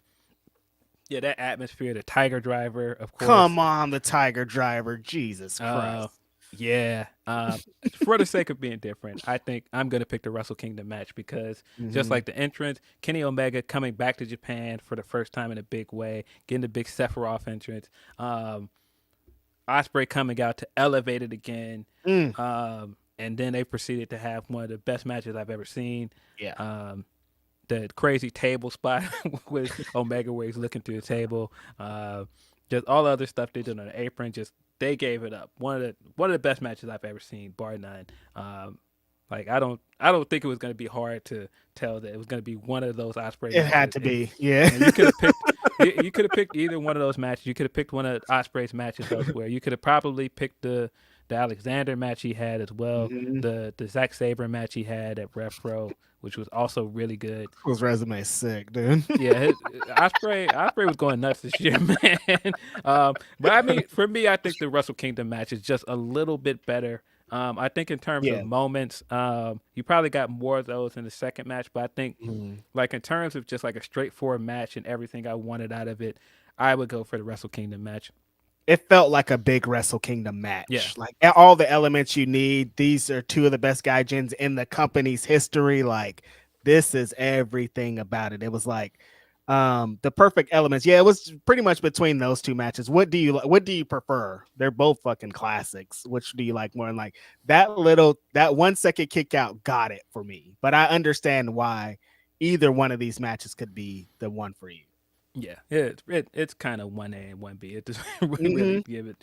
I mean, for me, other than that, I would say the Iron Man match as well is probably one of the best matches this year. We mentioned the tag match from night one of WrestleMania. That was one of the best matches I've seen this year. The Charlotte Rhea match as well. Willow and Athena from Death Before Dishonor was also really, really good match. For atmosphere, shout out to my big homie, the big homie and Miro, the meat match. Like that was some, you know what I mean? Like I put that on my list just because like you don't get atmosphere like that in a lot of shows, and just like everybody having a great time watching a wrestling match, the two wrestlers having the best time, like that one's up there for me too. Yeah, just how long this year was. Kenny Omega versus Vikingo on Dynamite was this year. And that match was crazy. Like I completely forgot when I was looking through matches. That match was this year. That was. Yeah. really, really good match as well. Because Vikingo feels like he's one of the AEW's fucking main guys now. But remember when they announced that, people were like, who's this guy? Why is he getting a match? And now he's like, it's Vikingo. What do you mean? Yeah, absolutely. I would say try to think any other ones I missed. I mentioned the Zack Sabre match with Brian at Wrestle Dream earlier. That one is another one of my favorite matches this year. Swerve and Hangman matches. Texas too. Death Match, of course. Wrestle Dream match was really dope, straightforward match, and then the Texas Death Match was disgusting and took me through a roller coaster of emotions too. Yeah, Texas Death Match for me, definitely high up there for me. And before Mercedes got injured, her and Willow, just the atmosphere, just being there, the monumental moment. I put that up there, even with the unfortunate ending. Yeah, the Kyrie match is up there as well. Kyrie match is tight. That triple threat match, man. See, before I'm ready. When's she coming? Where's she at? Yeah, she got it. She got to get back out here, man. I'm ready. Get to the grabs, man. Right. Yeah, I'm trying to think of any other ones off the top of my head, but we named a bunch of them. Pay-per-view of the year. This was tough for me. Very tough, because I feel like AEW had a streak of very good pay-per-views. I think you could have picked one from Forbidden Door on, and it's not necessarily wrong. I know a lot of people are probably going to say night one of WrestleMania as well. Really strong. WrestleMania as a whole, probably one of the best WrestleManias in a long time, if they got that finish to night two right. Night one was one of my favorites that I had watched in a couple years. So, I mean, night two, they could have had a monumental double, but the ending of night two just sour taste still.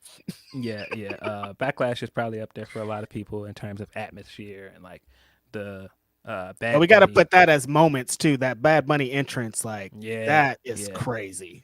That's insane. Not for nothing. Damian Priest is another one. Had an incredible year. I feel like he's in that conversation for breakout guys as well. Yeah, totally. But my pick was Wrestle Dream. Wrestle Dream was my favorite pay-per-view this year. Had the Swerve match on it. Had the Zack Sabre match that I really feel like that was one of my favorite Brian matches this year. It just was a lot on that show. That was my favorite show this year. Is Wrestle Dream.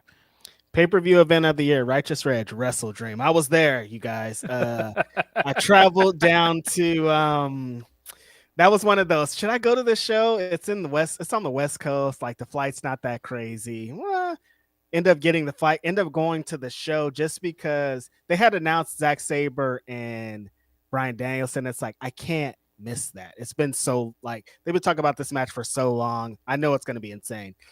To go there and to see the match, some wrestlers you have to experience in the arena. I say this all the time. Bryan Danielson and Zack Sabre Jr. The match was amazing on tape. Like it's great. Everybody, you see it, but seeing it up close, hearing it, all the elements are like, you just have to experience that. And then the Swerve and Hangman Page one, I thought was really awesome. Your homie Adam Copeland showed up at the end. I thought all the elements and everything kind of attached to that. Seattle was on fire. Like that show was so much fun. Amazing ending. We also got Eddie Kingston versus Shibata on that card. That was kind of Julia Hart's moment as well against Statlander on that card. One of the better women's pay-per-view matches from AEW this year. Even like the tag match for the number one contender spot was also good. Just all around a great show. I mean, Wrestle Dream was tight. You could have picked like All Out as well. I feel like All Out over delivered. All In was very good. I really enjoyed Forbidden Door as well. But I think far and away, Wrestle Dream was probably my favorite AEW pay-per-view this year. I would agree with Shane Monster. All-Star Queendom is up there for me as well. The Stardom show. I believe that's Mercedes' last Stardom show before she came to the States and started doing the New Japan Strong stuff. That's the show where she had the match with Mayu. You also had Saya Kamatani versus Mina Shirakawa on that show. You had Shuri versus Hashimoto on that show, which was very good. Julia versus Tam Nakano was the main event. What else was on that card? Very, very good show. I think that was one of the top shows this year. It's been a strong year of wrestling, honestly. Sakura Genesis is another one up there for me. The New Japan. At that point, I was like, nah, New Japan's back. Right. That was a show where we got the triple threat with Mercedes, with Sumi and Hazuki. Yep. That's where Sonata won the championship. He had the match with Okada. Yeah, very strong show as well. I'm trying to think other shows. That Impact show with the Mike Bailey and Will Ospreay, was it Slammiversary? I think it was Slammiversary. They had a really strong one too. I think Impact has had a couple of strong shows. It's been like, yeah, across the board, honestly. Like everybody's trying to cook some crazy shit, and it's really exciting. It's been like there's been stuff I forgot about that is amazing. So yeah. I did not expect to come in here and both of us say Wrestle Dream. But yeah, Wrestle Dream was my favorite show this year. I feel like there are so many other shows that you could have picked, but just for my taste, Wrestle Dream. Yeah, I mean, being like, that's another one where I was like, okay, I am going to pick one that I was at live just because atmospheres feel different. And that show was so much fun and just what was attached to it. And it's funny because like that was one of those shows that like happened really quickly and people were like, what's going on? Why are they doing this? Time and all this. But it ended up like exceeding expectations so highly that I hope it becomes a yearly thing just because like, yo, if you're giving us that kind of presentation with those kind of matches, like I'm all in. No pun intended. Yeah. I agree. But yeah, when I'm really thinking about Sakura Genesis, there was a lot of fire on the card because but I think that was the show with Zack Sabre Jr. versus Shota Umino. That was also on that card. We got Bishamon versus Aussie Open on that card. Hiromu versus Robbie Eagles was on that card as well. Yeah, Sakura Genesis is definitely one of my favorites this year as well. Like I said, WrestleMania was also very good this year. Yeah, I feel like Backlash was great. Trying to think of any other ones. I don't think Ring of Honor missed this year in terms of pay-per-view. Oh, Ring of Honor. Yeah, we got to give it up to Ring of Honor. The Super Card of Honor show was super fire. That initial Commander and Vikingo blew my fucking brains. A couple of the endings on that weren't the best, but I thought that as a whole, that show was really great. We had the Mark Briscoe moment. Samoa Joe, we haven't talked about Samoa Joe this whole time, but he has to be on one of these things. Like the things that he did to kind of come up to this culmination of what's going to happen tonight. I guess we're going to talk about him soon, but like to kind of get from where he was at the beginning of the year to where he is now is like, yo, Samoa Joe had a hell of a year. Yeah. He had a really, really good year as well.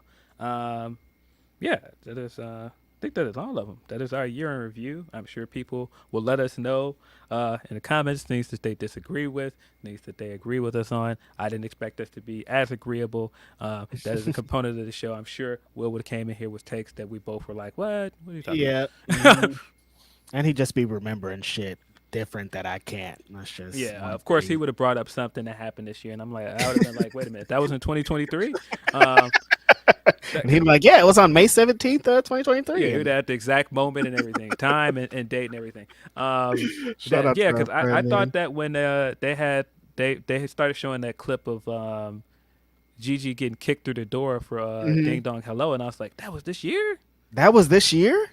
Yeah, JC Jane turned on her this year. I was like, that was in 2023. My God, really? That was this year. That was like 5 years ago. Yo, time is fucked up. Yeah. Let's get into a few super chats before we move on to our World's End preview. Mike T90K says, I wish AEW would treat Double or Nothing like a Royal Rumble. Big fan of the Casino Battle Royal matches, especially with the surprise Joker. Yeah, I agree. I mean, it's kind of like that's a fun concept. I feel like it's like it essentially is their Royal Rumble because I feel like at this point, All Out is it was kind of their WrestleMania, but All In is kind of usurped it in terms of like size and like presentation. Now All In's gonna have to be at this point. Yeah, All In's pretty much their WrestleMania. So yeah, I feel like that's pretty apt. That's an apt comparison. Mm-hmm. Chi-Town Spurs says, I am a Megan Baniac. Yeah, nah, she's grown leaps and bounds, man. Very excited for her to come back to the U.S. and for more fans to see just how much she's grown as a performer. Where's she gonna be at when she come, you think? I don't know. I feel like you got to put her on main AEW show. I mean, yeah, you could possibly put her on Ring of Honor, but I would put her on Dynamite. I mean, shit, her and Athena might cook, big dog. I don't know. Yeah, I mean, I don't know. You think she could And that show up? might be a good place to kind of kickstart her little thing in Ring of Honor. You think she's gonna be the one that beats Athena? I don't know. You convinced me of Deonna the other day. Yeah, I kind of think it's Deanna. As well. Like, you got me good with that. I'm like, I think that might be it. I think it might be the move. Coy Stalling says, Reg, our teams go at it tonight, but I'm going to be locked in to World's End. Yeah, good luck for my team. Maverick's going to come in. Luca's going to come and dance all over our faces at this point. Yeah, I felt bad that that video of Steph and Clay sitting looking distraught after that loss, and they were sitting there for a while. Steph had the towel in his head, and he was just like, I was just like, yeah. Watching these two get old is just wild, man. It's sad, man. It's like 4 championships, but like, damn, you still want him to, because you know Steph can still do it, though. That's what like drives me crazy, I think, about it. But, you know, there's time. Steph the Writer says, can we talk about how fun it is to have Stokely back on commentary? Man, every time he's on TV, I'm like, why is he not on TV more? Honestly. He's just so funny, man. He's so funny on commentary. The backstage segments they're doing, I think the stuff they're doing with Statlander is intriguing, and he's just great, man. They've got to find a way to have this guy consistently on TV. Yeah, Phil, every time he does anything, I'm so locked in. It's like, what is going on here? Why isn't this been executed? But I don't know. Wrestling is wrestling. Tyrone Kidd gives us the best compliment of the day here, saying, this place is the barbershop of wrestling. Love it. Yeah, that's the vibe, pretty much. That's like kind of what we set it out to do, is like not non-toxic barbershop talk, because boy, I don't know, some of y'all don't know, it'd be crazy in the barbershop. I haven't been there in a long time. That's funny. My mom was just asking me, but because I said, I'm gonna give myself a shave or whatever. She's like, why don't you go to the barbershop? Like, I haven't been to the barbershop in so long. I don't even know that culture anymore. Yeah. Yeah. I haven't been in a barbershop in a long time. Isn't it a wild culture in there? Yes. Yeah. I remember I used to go, I was young, dude. I'm like 12, and like hearing the older guys get into their shit, it's like, yo, I'm a kid over here, you guys. I don't think you should be saying all that. Sal Cruz says, I hope you guys have a great new year. Big thank you for you guys being on here every week, entertaining and distracting us from this crazy world. You guys are distracting us too. Shit. For sure. Chi-Town Spurs says, I'm having people over for World's End. That's awesome. What should I do for food? I've done pizza and wings the last few times, but want to shake it up. What's some good wrestling party food, Phil? Yeah, pizza and wings is so easy. It's so easy. It just hits every time. It's really hard not to hit. Because that's tacos? Everybody can just, because even tacos, you gotta like make, like the pizza and the wings, you just grab it and you're out of there. Yeah. And everybody loves pizza and wings. I'd probably just do pizza and wings again. Can't fail. Unless you're going to get into it, then like, I don't know. That's a lot. Steven Marcuzzi says, Phil, when you're in Tampa, try Shake Shack, a Shell Shack. Starks will be a star for WWE soon. Yeah, I could see Ricky making a jump as well.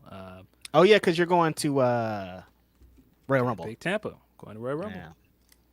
Good luck out there in Florida. When is that? January 28th. Oh, it's like a month from now. Yeah, nice. Bergoff says, happy Grapsody and happy new year, folks. Great year of Graps. Great year for Grapsody. Appreciate the content. Y'all helped me through some shit. No, you've helped us a lot, supporting, showing up, and being cool. We really appreciate you. Yeah, shout out to Bergoff.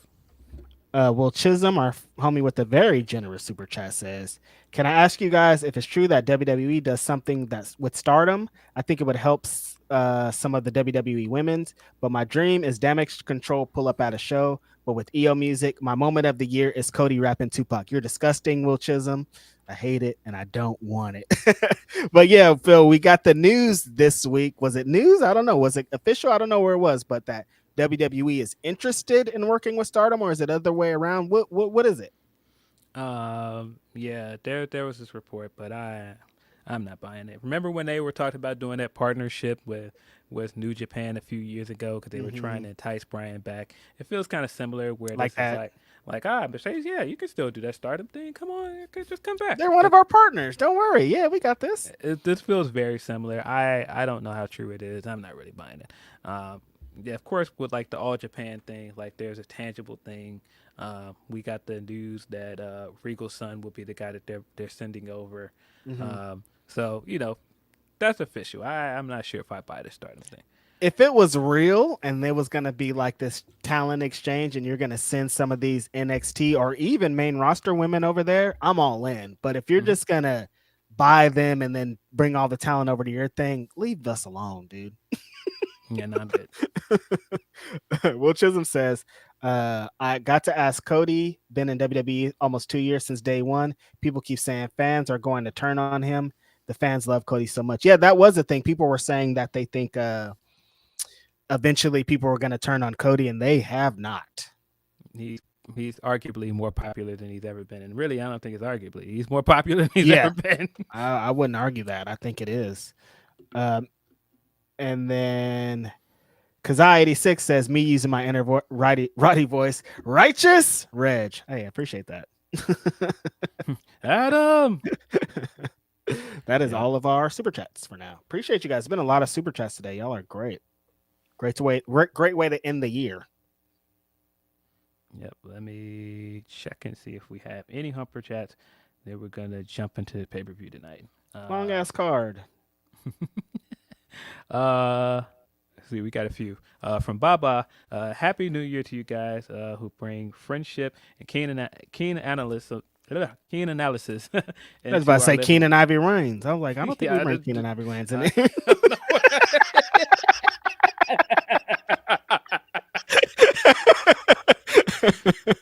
Yeah, my bad, Baba. Happy New Year to you guys who bring friendship and keen analysis into our living rooms every Saturday. A little love for the Catch Me Now. I have not heard that album, but I will check it out. Want to see. There's a lot of albums. Like I forgot about the Nick Grant album. I need to listen to that. I'm like, damn. I need to do my thing. The Nick Grant album is very good. Like I've liked so many of his projects. I'm not surprised about that. Yeah, it's very good. Highly recommended. From Tyrone Kitty says, wishing you guys a great 2024. You guys are great, and it's nice having barbershop talk on Saturdays. One more fun question. List these in order of your favorite. Last Dragon, Fresh, Meteor Man, and Life. Also, best feud match of the year is Swerve and Lee. Get off. Leave me alone. He said Last Dragon, Meteor Man, Fresh, and Life. Okay. Life is first for me. Yeah, it is. Life, Meteor Man, Fresh, and what was the other one? Last Dragon. Last Dragon will be last for me. People are probably not gonna like that. Last Dragon is second for me, just in terms of like cultural. Like, listen, man. Trinity has based her entire gimmick and glow around Last Dragon. Just like what Bruce Leroy means for the culture and just like show enough and everything. Nah, Last Dragon is second for me. Yeah. I agree with you. Life is number one. Life, you can't put Life not one. One of the funniest movies. Getting Eddie Murphy and Martin in a movie together. Yeah. And everybody else we've got in that movie, like the cast is crazy. Yeah, Bernie Mac. Just so many great things. Terrence Howard, man. Yeah, can't get right. Just so many things you can say great about that movie, man. The upper room. When jeez. Come on, man. Nah, man. One of Martin's best movies. One of Eddie's best movies as well. Yeah. By the way, I saw the Eddie Murphy Christmas movie over the weekend. You watched it? I just have to understand that I'm not the audience, man. I'm That's not it. into the audience. And when it started and said PG, I was like, all right, I know what time it is. Yeah, I'm not the intended audience. I think it'll be for people that enjoy those kind of Christmas movies. But I was sitting there the whole time, like, yeah, nah. I watched that and the Ludacris Christmas. You watched Ludacris? Yeah, with just family together, and everybody was just trying to throw something on to watch, and I was just like,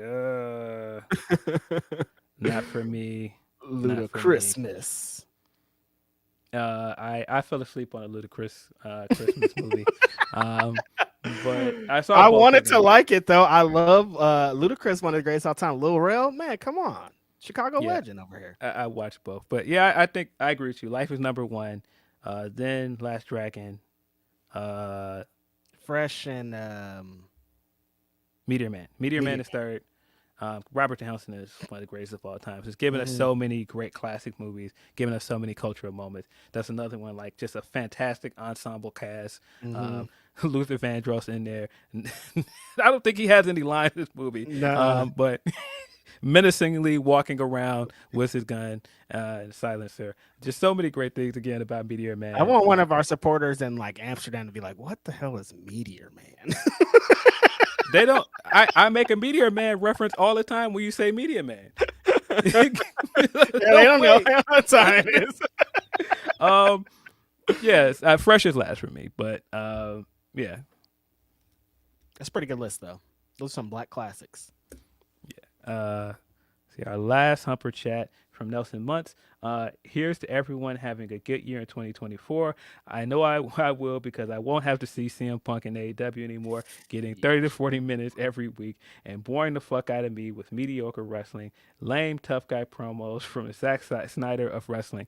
Man, calling this guy Zack Snyder of wrestling. Yeah. That's crazy.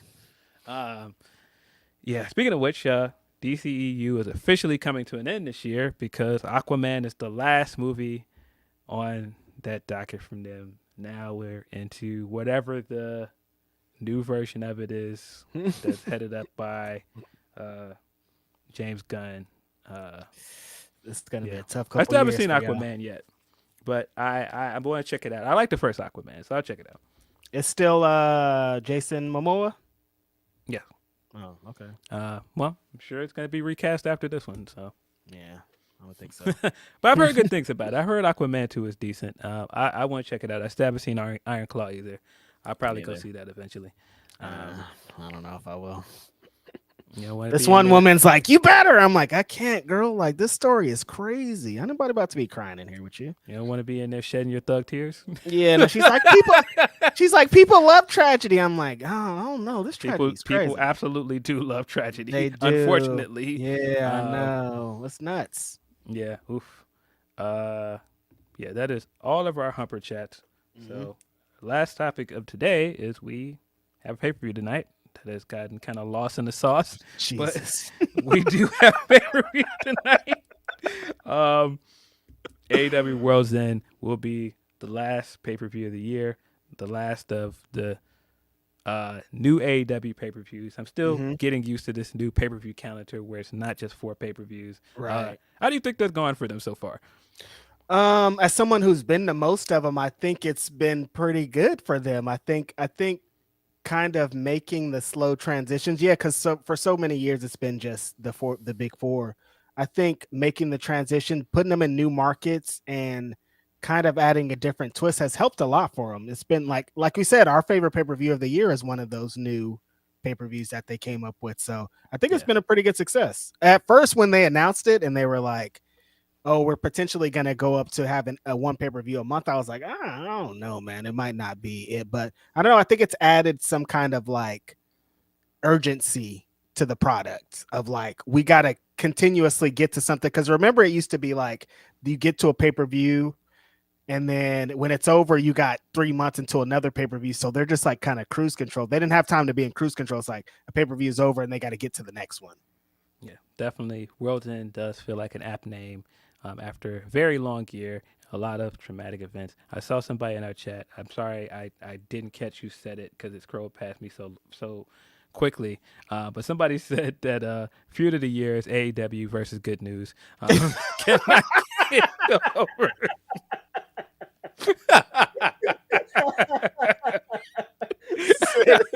Seriously though, man, damn, like you guys can't catch a fucking break, dude. Yeah, this has been their worst year in terms of perception, in terms of negative buzz. It's crazy, Phil, because they keep getting wins, and then every time they get a win, here comes a big L right next to it. It's like, what's going on? Yeah, like we said earlier, they've had a really great streak of pay-per-views. Haven't really missed in their pay-per-views. I feel like the lowest is probably Double or Nothing, but even that wasn't a bad show. Even that, just, Anarchy in the Arena and the Four Pillars match were bangers. Yeah, like it's just not as good in comparison to the rest of their pay-per-view output this year. So they've had a successful year, very lucrative pay-per-views. But man, just in terms of news, every time you turn around, there's some kind of controversy. Like we should just be talking about this pay-per-view today, but we're not. There's all this shit surrounding it, and it's like, dude, it's gonna be a great show. Like the card looks fire, like they're gonna execute, but like they just can't ever have one moment that's good, and that's it. Yeah. Starting out, they've got the Battle Royal for a shot at the AEW TNT title match in the future. It's going to be a 20-man Battle Royal. TBA, to be decided. What you thinking?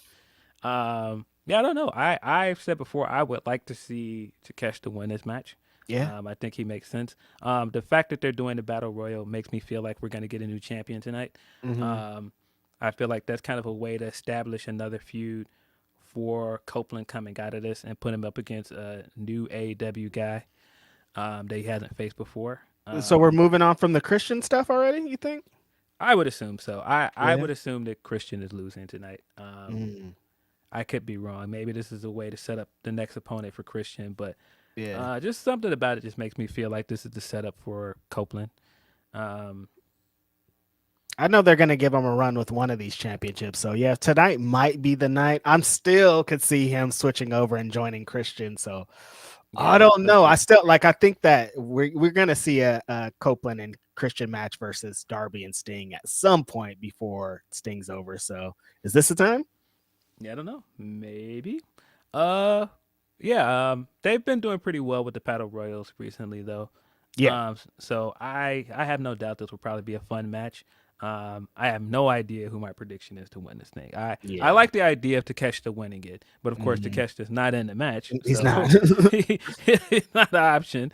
I kind of have no idea because they haven't set us up. Like there aren't any like T championship contenders. Nobody's been like, I want that championship. Like it could kind of be anybody at this point. Like who got beef with Edge or Adam Copeland?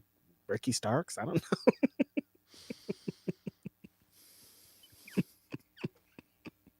Who has beef with Copeland? Why would anybody have beef with him? I don't know. I don't know. I'm trying to think off the top of my head, like who would be like a good winner. Nick Wayne. Maybe Nick does win it. That could kind of hit, huh? Jack Perry. I'd be happy. They're not gonna bring Jack Perry for a pre-show match, huh? Nah, I don't see them. Where's Jack? Him in the pre-show match. The only thing I can think of is if Jack appears tonight and costs Copeland a match.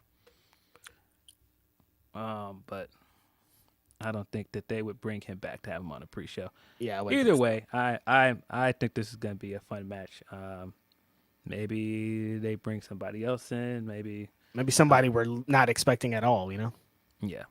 But I'm in wait-and-see mode. On the pre-show, we've got Hook versus Wheeler Yuta. When I tell you the belly laugh I got last night of Danhausen coming out after the match in the main event of Rampage and telling Yuta that he lost, and then Yuta proceeding to beat this man down and pick the microphone up and saying, "Kiss my ass," and just throwing it back down. I was in tears laughing. I'm sorry. I love Yuta as a heel. He's so great. He played this role to a T. It's crazy, man. It's funny because that match that we're gonna eventually talk about later, Daniel Garcia is teaming up with Ryan Danielson later. But it's like when all this happened and when all this went down and they went with Yuta instead of Daniel Garcia in the BCC, at first I was like, I don't know, man. I think Yuta's a good worker and it could be fun, but I don't know if it's gonna work. But no, this is showing that it's worked. Yuta being a little shit heel that everybody wants to beat up, but like he's been beat up by his brother so much that you can't beat him up is like, I love this story. Taking his pain out on everybody else. Very, very funny. And I think this is a good matchup. I think it's a good way to get Hook on the card. I'm surprised it's not a pure title match. I'm confused about why it's the FTW title match. Yeah. Yuta has the belt. Yeah, I don't know, but looking forward to that one. We also got Chris Statlander versus Willow Nightingale on the pre-show that was announced last night on Rampage as well. Very, very excited that there's going to be 3 women's matches on I this like card. this match a lot. I don't know who's gonna win. I guess Stat could win, but Willow could also win. Yeah, I feel like Willow needs a big win. Yeah, I feel like she's been kind of adrift since the Athena match. yeah. Since winning the Owen Hart Cup that no one ever talks about. Yeah, I feel like she needs a big win. Maybe that's the thing that sets Statlander off that, makes her side more with Stokely. Maybe Stokely helps her win the match as well. That's also an option. Yeah, Either way, I think this is a good matchup. it is. Yeah, I'm glad that they got these women on the card. Yeah, we've got the Continental Classic Finals. Eddie Kingston facing John Moxley, the ultimate final boss, following Kingston going through everything to get to this point. I think you predicted this final off rip, didn't you, Phil? Yeah, this was always my prediction. I really love the way they booked Eddie in the tournament, having have a slow start, and then he had to make it through every obstacle that stood in his way, having to get through Claudio, who he hates, having to get through Brian, who was kind of an extension of the Punk feud of him telling him he's not worthy, him being a Ring of Honor legend telling him you're a bum, you don't belong here, and him having to make it through him to get up there with his former best friend and a guy that he lost to in his first major AEW feud, and John Moxley. Long-term storytelling here. Very, very, very interested to see where this goes. I feel like Eddie's going to win. I feel like that has to be the end to this. If this just ends with Moxley beating him, I'm just like, all right, what was the point of all of that? I was really excited when you broke it down originally of Eddie Kingston doing this. I was excited about it, but I'm even more excited knowing that at the end of it, it's him beating the BCC pretty much. I think that adds so much prestige to it. Like getting the victory over Claudio, who has been on his ass for so long. Beating Bryan Danielson, who has multiple times called him a bum to his face, grabbed a "you're a bum" sign and showed it to him, to his carcass. And then potentially tonight beating John Moxley. Like, it's such a great story to tell for Eddie Kingston specifically. Yeah, you also add the piece in it that, of course, he was on the same team with these guys at one point in the Blood and Guts match. Cost him that match because he couldn't control his temper, and I feel like that's kind of been a part of the story of this, is that he's learning to compose himself and carry himself as a champion, and that's part of what's going to be what gets him the victory here. Can't say enough about how great the Continental Classic was and how big of a shot in the arm this was for AEW. So all that the way Bryan to the and Kingston match, bro, this week. Oh my good God. Man, all the way, this was so successful that I am very much worried about what does AEW programming look like without the Continental Classic. What y'all about to do, bro? Because damn. Because, I mean, this week's episode of Dynamite, like, all the Continental Classic stuff was so good. And then some of the bits around it, I was like, man, this is just not for me. But, I mean, even like... Did they paint themselves into a corner, Phil? Maybe.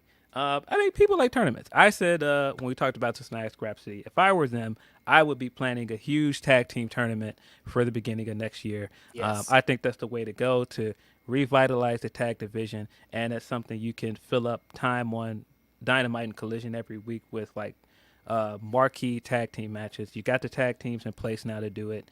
Come on, man. Steal my idea, man. I'll act like I never came up with it. I think that I did get worried for a minute. Like, how do they sustain that? But with the roster they have, it's not that hard, dude. Like, you could be putting on great matches with, like I said, you could probably have a whole nother Continental Classic with 12 other guys completely separate from this, and it'd be just as hard to be just as banging. So I'm not worried about that. I just hope that we get that, because it's going to be hard to be like, I'm used to watching 3 banging ass matches on your show. You're going to have to continue giving that up. Yeah. Yeah. And I mean, the big talking point at one point was put your money where your mouth is. If you want to see more of this, I feel like the fans have told you what they want to see. Yep. People want to see more sports-based grappling. That's what that's what niche fans tuned in for to begin with. So, yeah, I would love to see more things like the Continental Classic. Very much looking forward to second Continental Classic next year, and where they go with that, who's going to be in it next year. Yeah, coming off of that, initially I was like, okay, Ken wasn't in this. Next year's probably all going to be about Ken. Yeah, if he's back in Hopefully time. that's I'm like, hopefully that's the case. Yeah, hopefully. We've got the TBS Championship match. Abaddon is having her first AEW pay-per-view match tonight against Julia Hart. I think this is great for both of them. I think Yeah. that this shows what a great job AEW has done building up some of their lesser women stars. I mean, when you look at the year that Sky Blue has had, when you look at the year Julia's had as well, it's a good sign. It's a really good sign for where they're going with the women's division. I feel like I've said before, the women's division is in a really good place. It's the most invested I've been in the women's division in a long time. It's the most optimistic I've felt about it. Go figure. Right now, they've been the most criticized division in the company for so long, but right now I feel like the weakest division is the tag division. Facts. I'm like, the women's division has been better than the tag division and the trios division at this point. It's crazy. It feels like Julia is getting a better opportunity with the TBS championship than Stat did, which is good for Julia. And I think that she's going to excel in this moment. I expect her to win this match tonight and kind of continue what they want the direction of the TBS championship to be. I think it's exciting for the younger talent. Yeah. I expect Sky Blue to help, and I expect Julia to get the win here. Mm-hmm. I am predicting that Thunder Rosa will come out and confront her after the match, and that'll be probably her next challenger. I like it. You've got Timeless Tony Storm taking on Big Match Riho for the AEW World Championship. I think it's pretty clear Tony's winning here. She's one of the biggest stars in the company right now. They've got something really good going here. She's one of those names right away.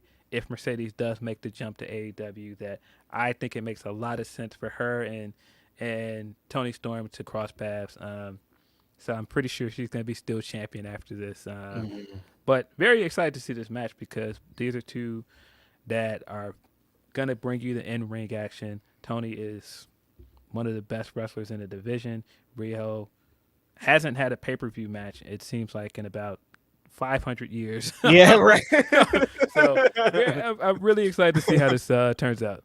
Yeah, I'm excited about this match because Big Match Rio's in the building, and anytime she gets a pay-per-view match, she needs more. I know it's gonna bang. Tony Storm has been one of the best characters in the company, but I think a match like this is kind of needed to like show her fans that she could still work too. You guys, like, she's funny as hell. She has the skits and all this, but she's about to be in there with her working boots on. Yeah, and she is very, very funny. The super funny. The segments they're doing with her backstage with Renee are really great. She is very good on commentary as well. Definitely. Yeah, but I do think she's going to retain. Probably the easiest match to predict off the card. Yeah, definitely. We've got the 8-man tag match featuring Ricky Starks, Big Bill, and the Don Callis family taking on the team of the Sex Gods and Sting and Darby Allin. Are you sure? Yeah, I don't know what to make of this match now because coming into this, I was pretty certain that Team the Sex Gods and Sting and Darby are going to win. And I'm pretty still on board with that because I don't think that I can't see Sting losing any matches. I don't see going Sting forward. and Darby getting their first loss together as a part of this 8-man. So I think they're going to win. But I'm very curious to see what the atmosphere around this match is going to be. I don't think the live crowd is going to really like poo-poo it because where are they at? They're in New York. I don't know. The internet fan base is a bit different, so I can see a lot of people going to the shows that might not know about any of this. Some AEW fans in New York, though. Yeah, I don't know. Tough one. It's gonna be very interesting to see how people react to this show and this match in general. I'm honestly kind of confused. I thought we were gonna get the tag title match here. Like, when they announced this, I was like, huh? Yeah, that was confusing to me as well. I assumed that we were going to get the tag match because Sammy was replacing Kenny Omega. Right. But it seems like we're not getting a tag or at match least now. like a triple threat tag match for the championships. I was like, okay, Sting and Darby versus the Sex Gods versus Big Yeah. Bill and Ricky Starks. But then they announced this 8-man. I'm okay. Yeah, so we're not getting the title match now, and based on this news, we could end up not getting that title match with them at all. I could see them honestly. Maybe I don't know. I was gonna say cancel the match, but Sting's there. You can't cancel Sting. No, Yeah, I don't think they're gonna. I don't think they're gonna cancel the 8-man, but I don't know. Maybe they're just not gonna care. Like you said earlier, like it takes not gonna care. It's probably a little extreme.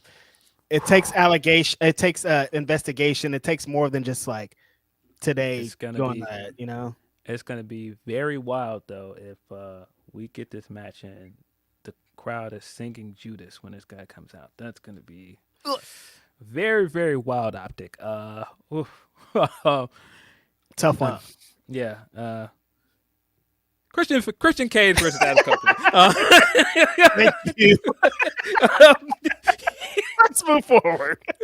Christian Cage versus Adam Copeland for the TNT Championship. It's going to be a no disqualification match based off of their first matchup where Shayna Wayne came in and helped Christian Cage retain his championship. Based on the stipulation and some of the other things, like I said, I feel like Copeland's winning here. Yeah, I can't see him hitting him with 2 losses. I mean, I also can, but I don't know. It'll be kind of crazy to see. Adam Copeland, it's like this whole thing has been a roller coaster. Some weeks I'm like, okay, I'm in, and then some weeks I'm like, okay, let's move on, and then some weeks I'm like, all right, I'm in, and then some weeks I'm like, let's move on. This week I'm at, let's maybe move on. Like, let's do this match. Yeah, Adam Copeland wins, and we move forward. I feel like the story has been good. I think the segments they've had have been really good. I think the issue is sometimes they're so spaced apart that it feels like the momentum drops a little bit. But all of it has been consistently good. Yeah, I do think Copeland's winning here. Yeah, I could see Copeland going out of this, going into the new year as a TNT champion. That does sound like it. Right. We've got Miro taking on Andrade El Idolo. With CJ coming in as his manager. I don't know. This is one of those I don't like. Who benefits from this win? Andrade because he's coming off the C2. Yeah. Or Miro, who's gonna get a win and we're not gonna see him for 4 months. Like what? I don't know what to do here. I very much don't like the storyline of this at all. Like the whole. He's mad at him because his wife is his manager, even though she hasn't done anything. She just employed somebody as his manager. Yeah. Some of the promos for this have been very weird as well. The Miro promo where he's talking about, I go out and get the food. I'm the breadwinner. You're supposed to be at home cooking, and it's just like, do we really want to assign gender roles in a wrestling promo? Like, what are we doing? Like, I'm all right. I haven't been really into this, but I think the match is gonna hit. I think Miro's going to win. I feel like there's more going forward you can do with Miro in terms of the storyline stuff. Is he going to be here? Every time he get a big win, we don't see this full wrestle for 4 months. I don't know, but I do feel like Miro's going to win. I wish I was more excited about coming into this match because I do think that both of these guys are extremely talented.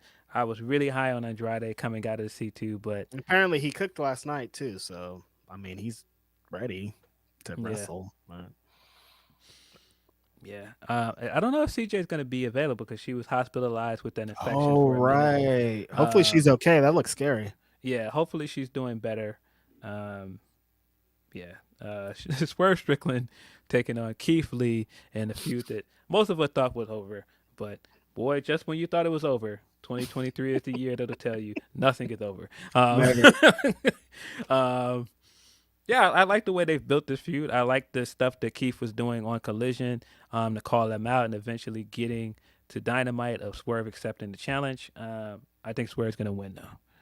Yeah, I think they specifically, like a lot of times people be making jokes about ribs and jokes on Reg. This is one on me. Like I came on pods and I was like, this match is never going to happen. And they made it happen just to troll me. No, I'm just kidding.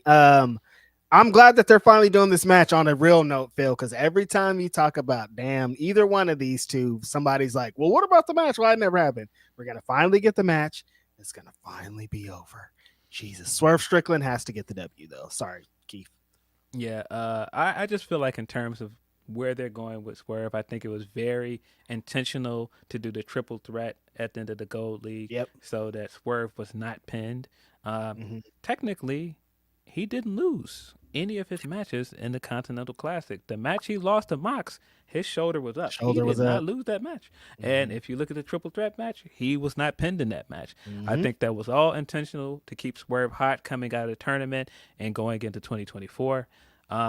And that's why I can't see him losing at the pay-per-view. I fully expect him to pin Keith here. I do think it's going to be a good match. I think this is the best Swerve has been presented during his time with AEW. Keith is always over. He always gets good reactions. I think the environment for this match is going to be really good. Keith. Yeah, I'm expecting good things out of this.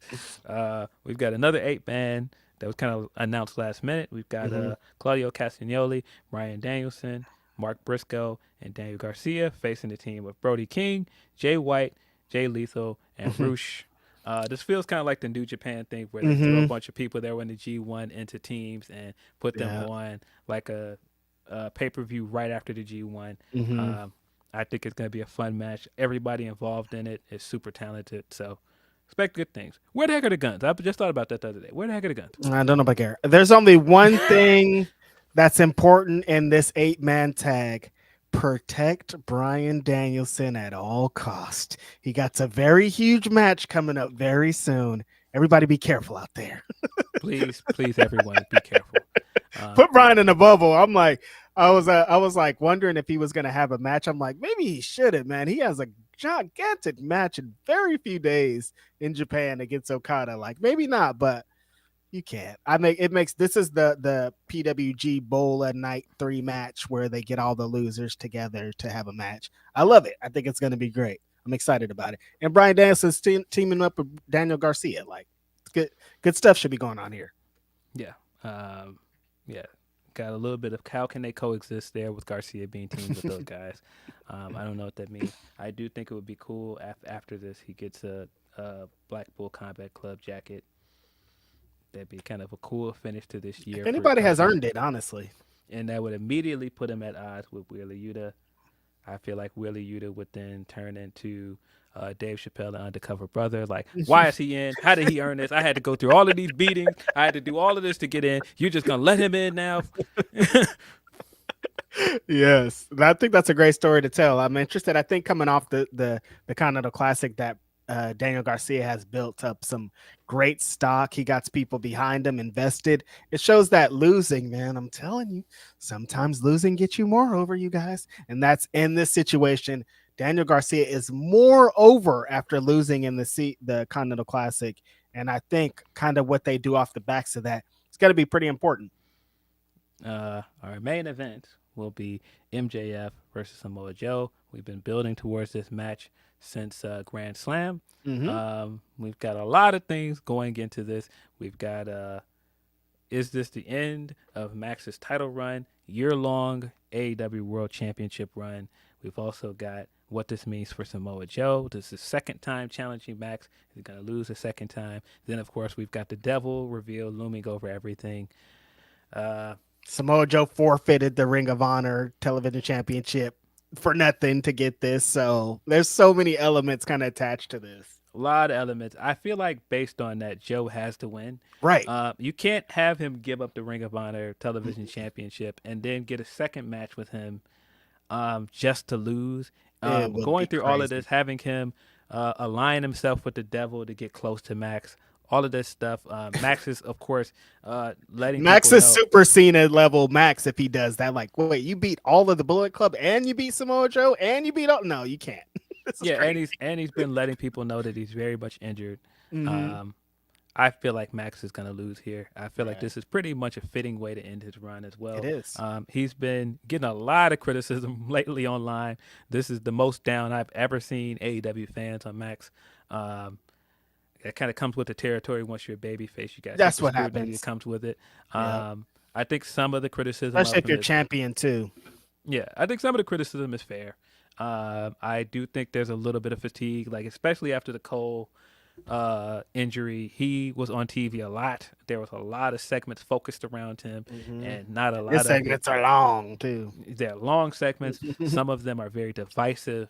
The matches, like I said earlier, have always been hidden, but Yeah, that's the part that kind of gets me. Like some of it didn't. It's not hit. It's some of the end wasn't the best, but you can't take away from what he did in his reign, man. Like all the matches that he did as the world champion hit hard, and I thought that every time he worked, he was really great at it. There's some stuff that was muddied, but you can't take away from his title reign with that. yeah, wasn't a big fan of the angle in Full Gear. I wasn't the biggest fan of that match either. Yeah. I don't think the match was bad, but just like some of the storytelling around it just wasn't for me. I think that was pretty much the low point of his title run. It kind of Right. marred people's opinions of him moving forward. But he's And had a great title run. with how he said in that article how beat up he is, like, what do you think this match is going to be like tonight? Yeah, I think Joe's gonna beat this man down. That's what's Right. gonna happen. He's going to throttle him. I think he's going to throttle him, and he's going to win this match decisively. I think we're going to get Adam Cole appearance because, as I've been telling you guys for weeks, Adam Cole is the devil. He's going to reveal himself tonight. I am about 100% sure of this, that he's the devil. All of the signs point to him, especially the Joe stuff. I feel like is the last shoe to drop to tell you that it's Cole. Cole is the guy that convinced Max to team with Joe the entire time. Whoever the devil is took the claim out of the race so that there was only Joe, so that he could pick Joe. You know, last night I would have. Or remember we talked on Ask Grapsody, and I was asking you if they should reveal the devil, if it's blah blah blah. Now you 100% that mask has to come off tonight. There has to be. You guys have to fucking cater. You guys have to give everything everybody wants, and you got to give it up good. You got to hit every mark, I think, on this pay-per-view, just because perception is going to be dumb. Anything that you could control yourself, fucking control it. And I think this is one of those situations. Yeah, I feel like you've got to give people the payoff tonight. I don't think you can go into 2024 still doing this devil stuff. No. I think it's time. I very much felt like that during Dynamite this week. Wasn't the biggest fan of the main event stuff. I just still feel like it was a mistake to put the tag titles on them, and this showed it. I wasn't a big fan of doing like this, basically a handicap match again, and then having Max lose. I think the execution of Joe's turn was good, but everything around it wasn't for me. It did.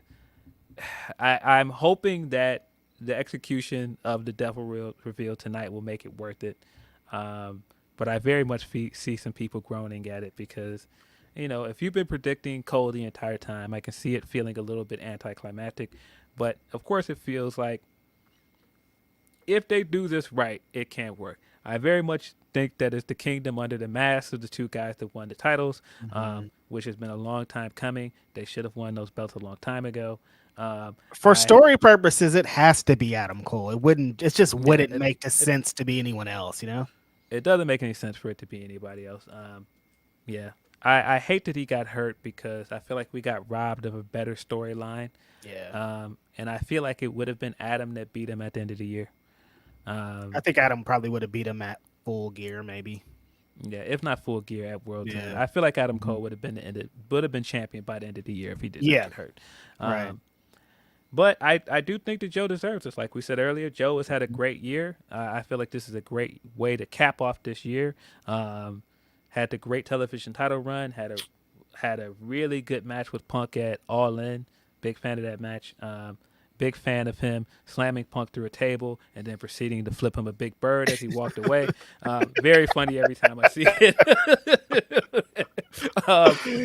But yeah, this is Joe's match to win, I feel like. And I feel like going forward, you're going to pivot out of this with what's next for Max. I think the feud with Cole and his cabal of ne'er-do-wells is the next thing up for him. And it's probably Wardlow, the Kingdom. Right. Probably Roddy as well. And hopefully a returning Kyle O'Reilly. Yep. This is cool for Samoa Joe, man. We've talked about it multiple times on this podcast. They try to say my guy was washed. They try to say my guy was over the hill. They try to say all this stress that he went through in WWE. He debuted and hurt himself, blah, blah, blah, all this stuff, kind of marred in controversy. He came over to AEW, and I remember people being like, this isn't the Samoa Joe that we used to have, and they wanted to do this. Why isn't he doing long matches? Like, kind of all this bullshit. But Samoa Joe has shown y'all that he is still Samoa Joe, one of the best in the world. On the mic, will fuck you up. In the ring, will still fuck you up. I think this is going to be a great crowning moment for Samoa Joe, something that he's earned, something that he's worked hard for. After being so many years in this business, he could have kind of just came through and cruised, but he showed that they could look for him to be one of the guys. And I'm super excited that he even has the potential to be in this match, but him winning it, I think, is super awesome. Yeah. Yeah. If he wins it, I'm going to be very happy for him. I think he deserves it. And Max has had a great run. I just think it's time to do something different. And that doesn't mean that he was a terrible champion. I just think it's time. I think it's time to do something else. And these we have, as wrestling fans, we have champion fatigue. So anytime somebody goes the distance, we're like, all right, what's next? It happens. It is bound to happen with anybody that people are like, man, make him champion, make him champion. Then they make them champion. All right, well, make this person champion now. Right. It happens every time. You just want him to be champion 3 days ago? Yeah, it happens every time. So I look forward to people. It angers me, honestly. It's like, you wanted this. When they were booing Liv Morgan, I'm like, you guys wanted this. What do you mean? How did we get here? Yeah. Maybe Max takes some time off. I don't know. It does seem like he's pretty badly injured. I would. Shit, it sounds like he's beat up. It might be time to take some time off. But even if he don't take time off, I feel like they've got enough to build off of next year for him with the Devil stuff and his new stable or whoever else is behind those masks. I think we could get into whatever Humper chats we have left and whatever super chats. One super chat from J Miller 3389 says, was excited for the return of Mercedes in WWE, but most likely it won't feel fresh after a few months. Probably better for her to go elsewhere for now. Thanks, J Miller. Yeah, exactly how I feel, big dog. Yep. We do not have any more Humper chats. So I think that wraps up our final episode of Grapsody for 2020. Wow. It has been a great year. End of year 2 of this thing.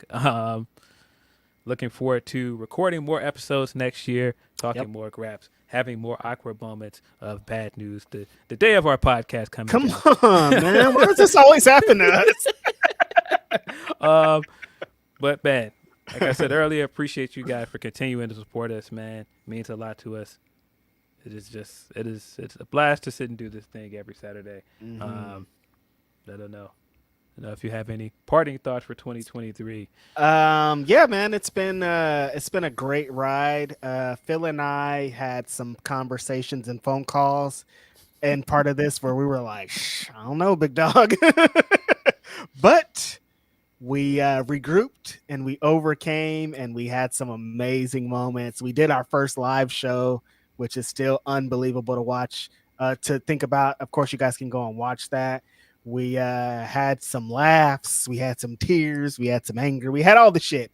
And that's just that's kind of the best part about it. And you guys being here to support every Saturday or every Thursday when we're on, or if we're on somebody else's podcast and you guys are like Grapsody, or if we're over here, anything has been so amazing and makes this ride even better. So thank you to everybody for your super chats, for your support, your signs, your tweets, anything that you've done to support my brother and I. It just feels awesome. So thank you guys. And catch me on the World's End post show with Denise tonight.